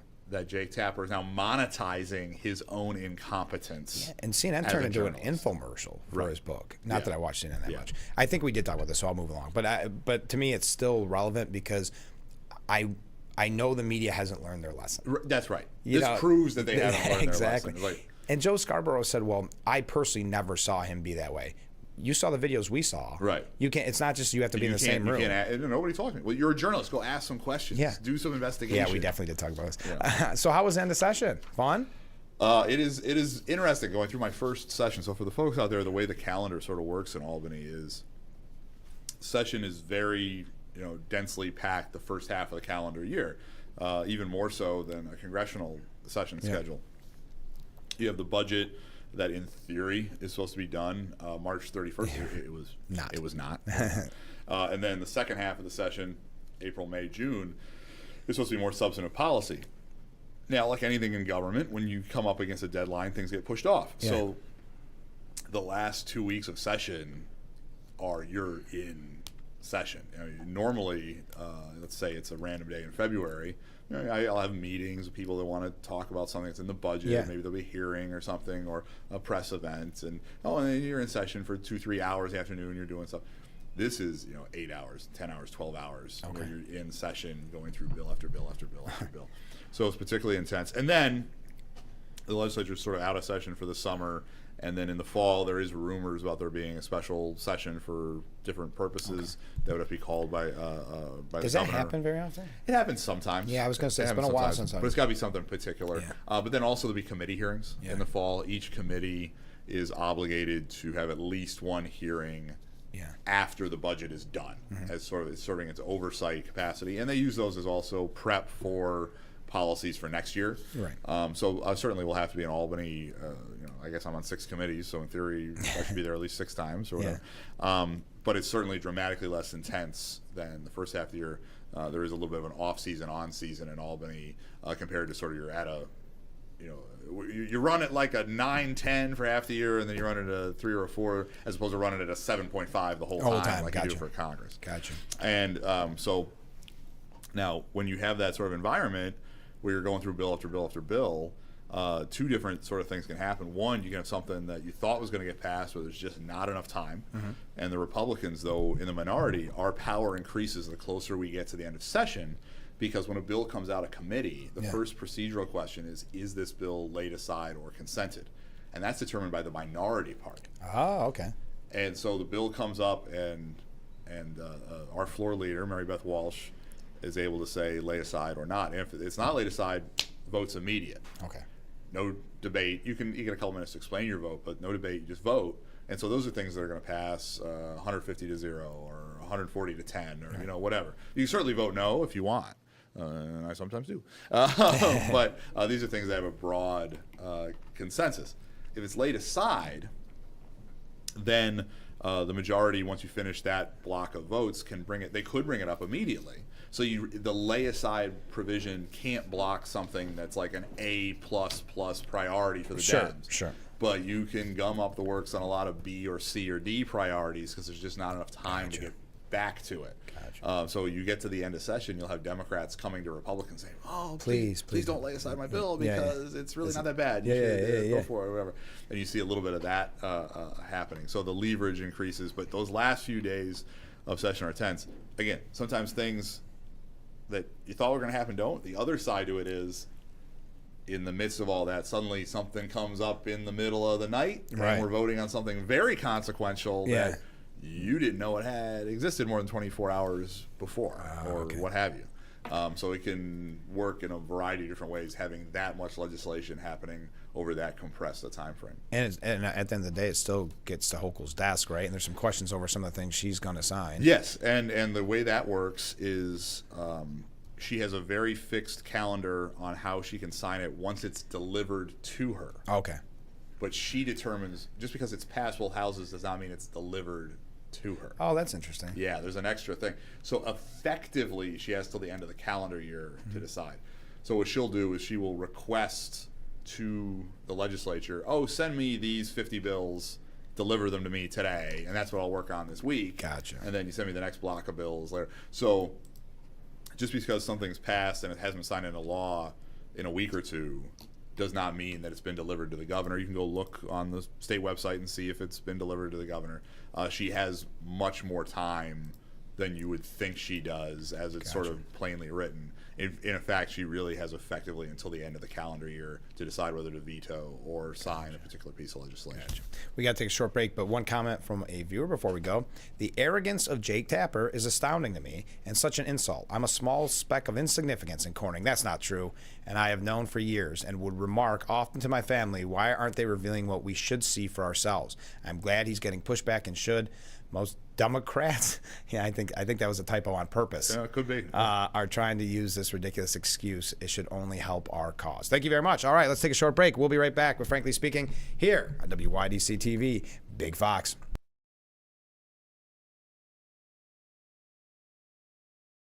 When you're online, don't forget to visit our Facebook page at Big Fox News. Catch up on news from the Twin Tiers. Vote on the daily question and hear about local events. All on Facebook.com/Big Fox News. I have type 2 diabetes, but I manage it well. It's a little pill with a big story to tell. I take once daily, Jardiance, at each day start. As time went on, it was easy to see I'm lowering my A1C. And for adults with type 2 diabetes and known heart disease, Jardiance can lower the risk of cardiovascular death too. Serious side effects include increased ketones in blood or urine, which can be fatal. Stop Jardiance and call your doctor right away if you have nausea, vomiting, stomach pain, tiredness, trouble breathing, or increased ketones. Jardiance may cause dehydration that can suddenly worsen kidney function and make you feel dizzy, lightheaded, or weak upon standing. Genital yeast infections in men and women, urinary tract infections, low blood sugar, or a rare life-threatening bacterial infection between and around the anus and genitals can occur. Call your doctor right away if you have fever or feel weak or tired and pain, tenderness, swelling, or redness in the genital area. Don't use if allergic to Jardiance. Stop use if you have a serious allergic reaction. Call your doctor if you have rash, swelling, difficulty breathing, or swallowing. You may have increased risk for lower limb loss. Call your doctor right away if you have new pain or tenderness, sores, ulcers, or infection in your legs or feet. Jardiance is really swell, the little pill with a big story to tell. Welcome back to Frankly Speaking here on WYDC TV, Big Fox. I'm your host, Frank Acom. And how can we help like that in our small businesses, not to sound cliche, but are the backbone of our community? Let's talk about we. Thanks, as always, to you, the viewers, for sending in your texts and your voicemails. Now we go to a comment. This is from John in Elmira. Make sure to catch Frankly Speaking only on AM Big Fox News, WYDC, or visit our website at WYDC. No, I'm doing good. The Frankly Speaking Roof Cam, brought to you by Boss Security and Horseheads. Contact them today for all your business and home security needs. We are back, broadcasting live from the Hesselson studio. In that studio, Joe Sempolinski. So, from a political standpoint, when you first saw the potential cap of 700 cows, from a purely political standpoint, not that you're It's sort of like it's a low-hanging curveball. Yeah. And you're like, wait, who proposed this? Where are they from? I mean, from a political standpoint, it's like Ms. this Rosenthal was in the assembly. She's from Manhattan. Yeah, we had a Brooklyn. Oh boy, yeah. The Senate sponsor was Brooklyn. I thought it was not. I thought it must have been a mistake. Yeah, because it was presented to me as they're going to ban farms more than 700 cows, which is, by the way, that is what the proposal is. Yeah, and I'm like, that can't be right. Yeah, that can't be that silly. Yeah, and actually, we recorded a video of and. I'm like, I've got to be. I thought I had to be missing something. Right. That I must be misreading it. Yeah. And so I sort of hesitated, hedged a little bit, and said, "Oh, they don't understand agriculture or whatever." And then I reviewed it in detail. I got some commentary on it. I'm like, no, they're gonna ban farms more than 700 cows straight up. And I remember I called my communications guy in Albany, and I said, "Let's just scrap what we just shot. I want to shoot a new one." Yeah. And obviously, it was much more aggressive. Yeah. Because it was just sometimes you just can't believe how goofy something is, and that is what it is. To have people in Manhattan, I don't know how many cows there are in Manhattan, but there's certainly more in Steuben County, if there are any cows in Manhattan, saying some arbitrary number of 700, and they also had a cap on veal calves and a cap on certain size pigs as well. That didn't get as much attention, but same thing. And the way it would work is if you're above that number now, you can never grow. You're locked in. Right. And then you can never cross that 700 threshold. Yeah, you can't get the permit, right? Right, yeah, because there's a different permitting. And don't we want businesses to grow? Yeah. Like if you're running a farm and you got 650 cows and you're doing great and you're providing product to people. By the way, I drink milk. Yeah. I think probably all these folks in Manhattan probably drink milk but they too. get it at a bodega. They don't know where. Yeah. Oh, yeah, that's right. It just shows up on the shelf. Yeah. Don't we want you to be able to get that 701st cow? Yeah. Like, don't we want you to be able to grow maybe encourage you to do maybe that? hire somebody else or sell more product or have milk be cheaper because there's more of it? Yeah. In the assembly district I represent, we have a new massive facility for Great Lakes cheese. It's the largest agriculture facility in the history of the state of New York. They need a massive amount of milk to go in one end of that facility so cheese can come out the other every single day. And where do you get a massive amount of milk? Yes. You get it from a massive amount of cows. Yeah. And if we're hiring hundreds upon hundreds of people to make cheese in Franklinville, New York, Farmersville, New York, the facility's so big, it's in two towns. It literally straddles the town line. Hiring hundreds of people, don't we want the infrastructure supporting that facility to be robust?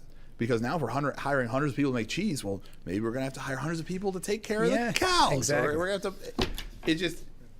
I have never seen anything more goofy. Now, your question was the political side of it, and so we pushed back quite aggressively.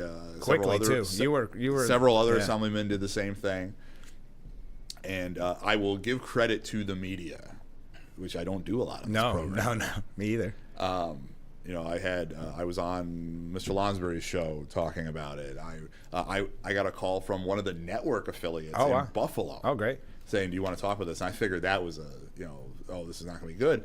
It was a very good story. Okay. They interviewed me and they interviewed a dairy farmer, and it was really a pushback on this. And that's coming from a network affiliate. So there was a lot of coverage of it, and it was coverage showing just how goofy the proposal was. So I was very happy with how the mainstream media handled an Albany issue, and that is how you stop bad policy. You make it show the world how bad just it how is. ridiculous it is. And then suddenly they don't have the ability to get the votes they need in the Assembly or Senate to pass it. We had a blast on the show because we came up with bureaucratic names for cow counters, the people that would have to go around. I wish I had them say, people were so brilliant out there sending me these ideas. Well, you would be, because that would be a pretty cushy job. Yeah. If you can count this 700. Oh, there's the 701st cow. Get it out. You got to go. All right, last question. This is tough before we go to break, our final break. Can New York State be saved? Serious question. That is an excellent and serious question, and I think next year's gubernatorial race will be the answer to that question. We must have a Republican governor elected next year. There we go. Let's take a short break. We'll be right back. And wrapping up today's edition, get your last minute questions in for Joe Sempolinski.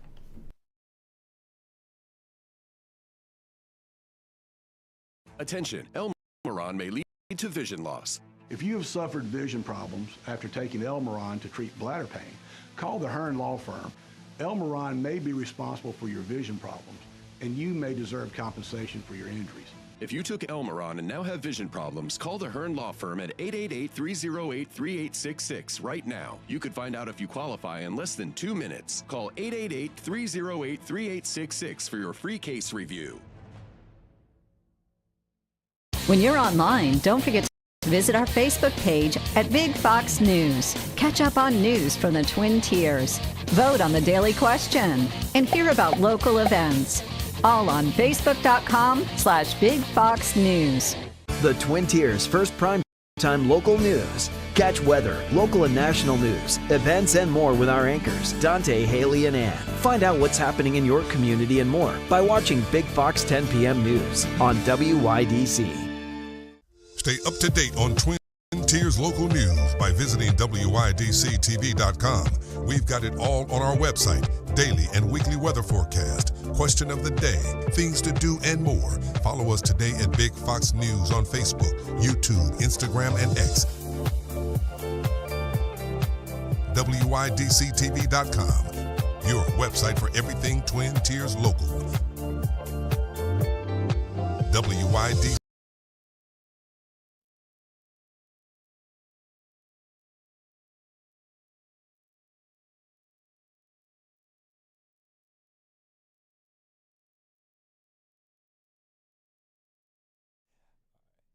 The Frankly Speaking Roof Cam, brought to you by Boss Security and Horseheads. Contact them today for all your business and home security needs. We are wrapping up today's edition of Frankly Speaking. What a show. Joe, we have to talk about primaries, though. People have to remember because, listen, in Corning Painting Post area, we asked people to vote 3 times in a month, essentially. Yes. 2 for school budget, and now this on Tuesday. Yeah, so this will be on Tuesday the 24th. And their early voting is already open. Yeah.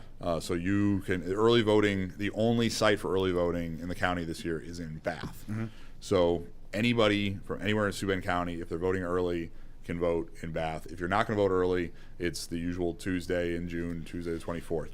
And also there are no primaries in the city of Corning. Right. There's no primaries in the city of Hornell.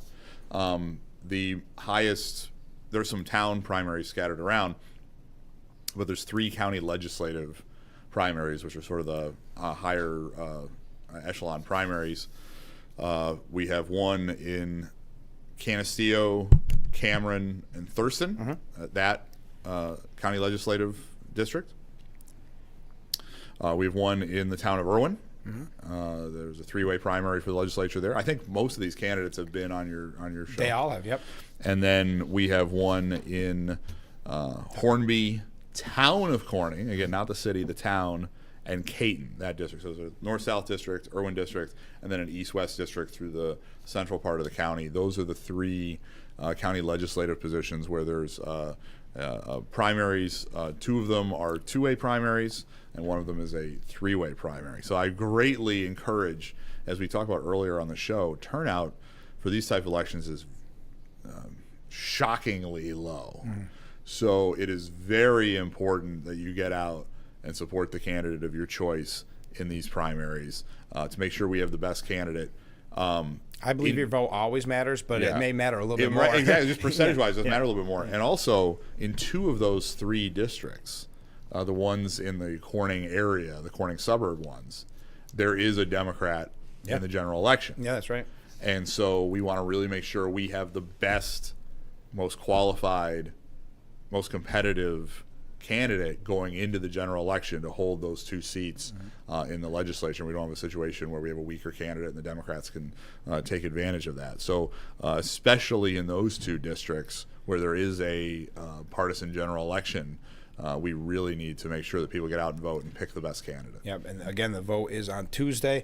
We've tried to do the best because there's not a lot of places to go to find out about the candidate. Yeah, right, so especially with a smaller office. Yeah, so we've been very lucky to have most, if not all, of the people running in the various primaries. Final question, Joe, just before we go. I know you alluded to it earlier. I'm going to put up on the screen. How's the summer reading challenge going? People signing up? Yeah, it's exciting. This is sort of one of the fun sides of being an assembly member, and we've done things to engage the school. We did a teacher program where schools could pick the teacher of the year, and when we gave them an award, and that was positive. As a member of the education committee, as somebody who's married to a teacher, somebody who has young kids who are in the process of learning to read, anything I can do to encourage people to take advantage of the educational opportunities that are presented to them. And especially over the summer, we have sort of learning loss over the summer. So if we can be a little bit of when the kid comes back for the next grade, that they've been keeping that mind active and engaged, please do it. You can go to my social media and sign up, and it's open to all kids, and we want to encourage folks to read during the summer. So what I'd also say, just so the kids are up to date when they return to school, make them watch Frankly Speaking. Listen, I have run into parents. This is the truth. I've been out and about running to parents with their kids and said, me and my daughter or whatever, we watch Frankly Speaking, and they don't know me as assemblyman or congressman. They know me as that guy that goes on Frankly Speaking. So you're serving the community. All right, pat on the back. See how I do that to end the show? That's it. Right. I see if you'll say something nice. No, that's not true. But I think it's great. The book club. You're like when we grew up. Book It. Remember? Book It. Pizza Hut. Yeah. Shout out to what Pizza Hut did with Book It. That was Listen, made lifelong Pizza Hut fans. When I was in Albany, we finished session early one day. I went to Pizza Hut and I got a personal pan pizza, and I took a picture and sent it to like my buddies. Like, I used to have to read a book for this. Now I can just eat it. Now I'm a grown up. I don't have to read. I don't even have to read. Yeah, well, right. Joe, thanks for giving us so much time. We'll do this again soon, and I'm sure we'll talk maybe after the primaries. Sound good? I'm looking forward to it. All right. Have a great weekend, everyone. We'll be back Monday morning with Frankly Speaking here on WYDC TV Big Fox. I look forward to it already.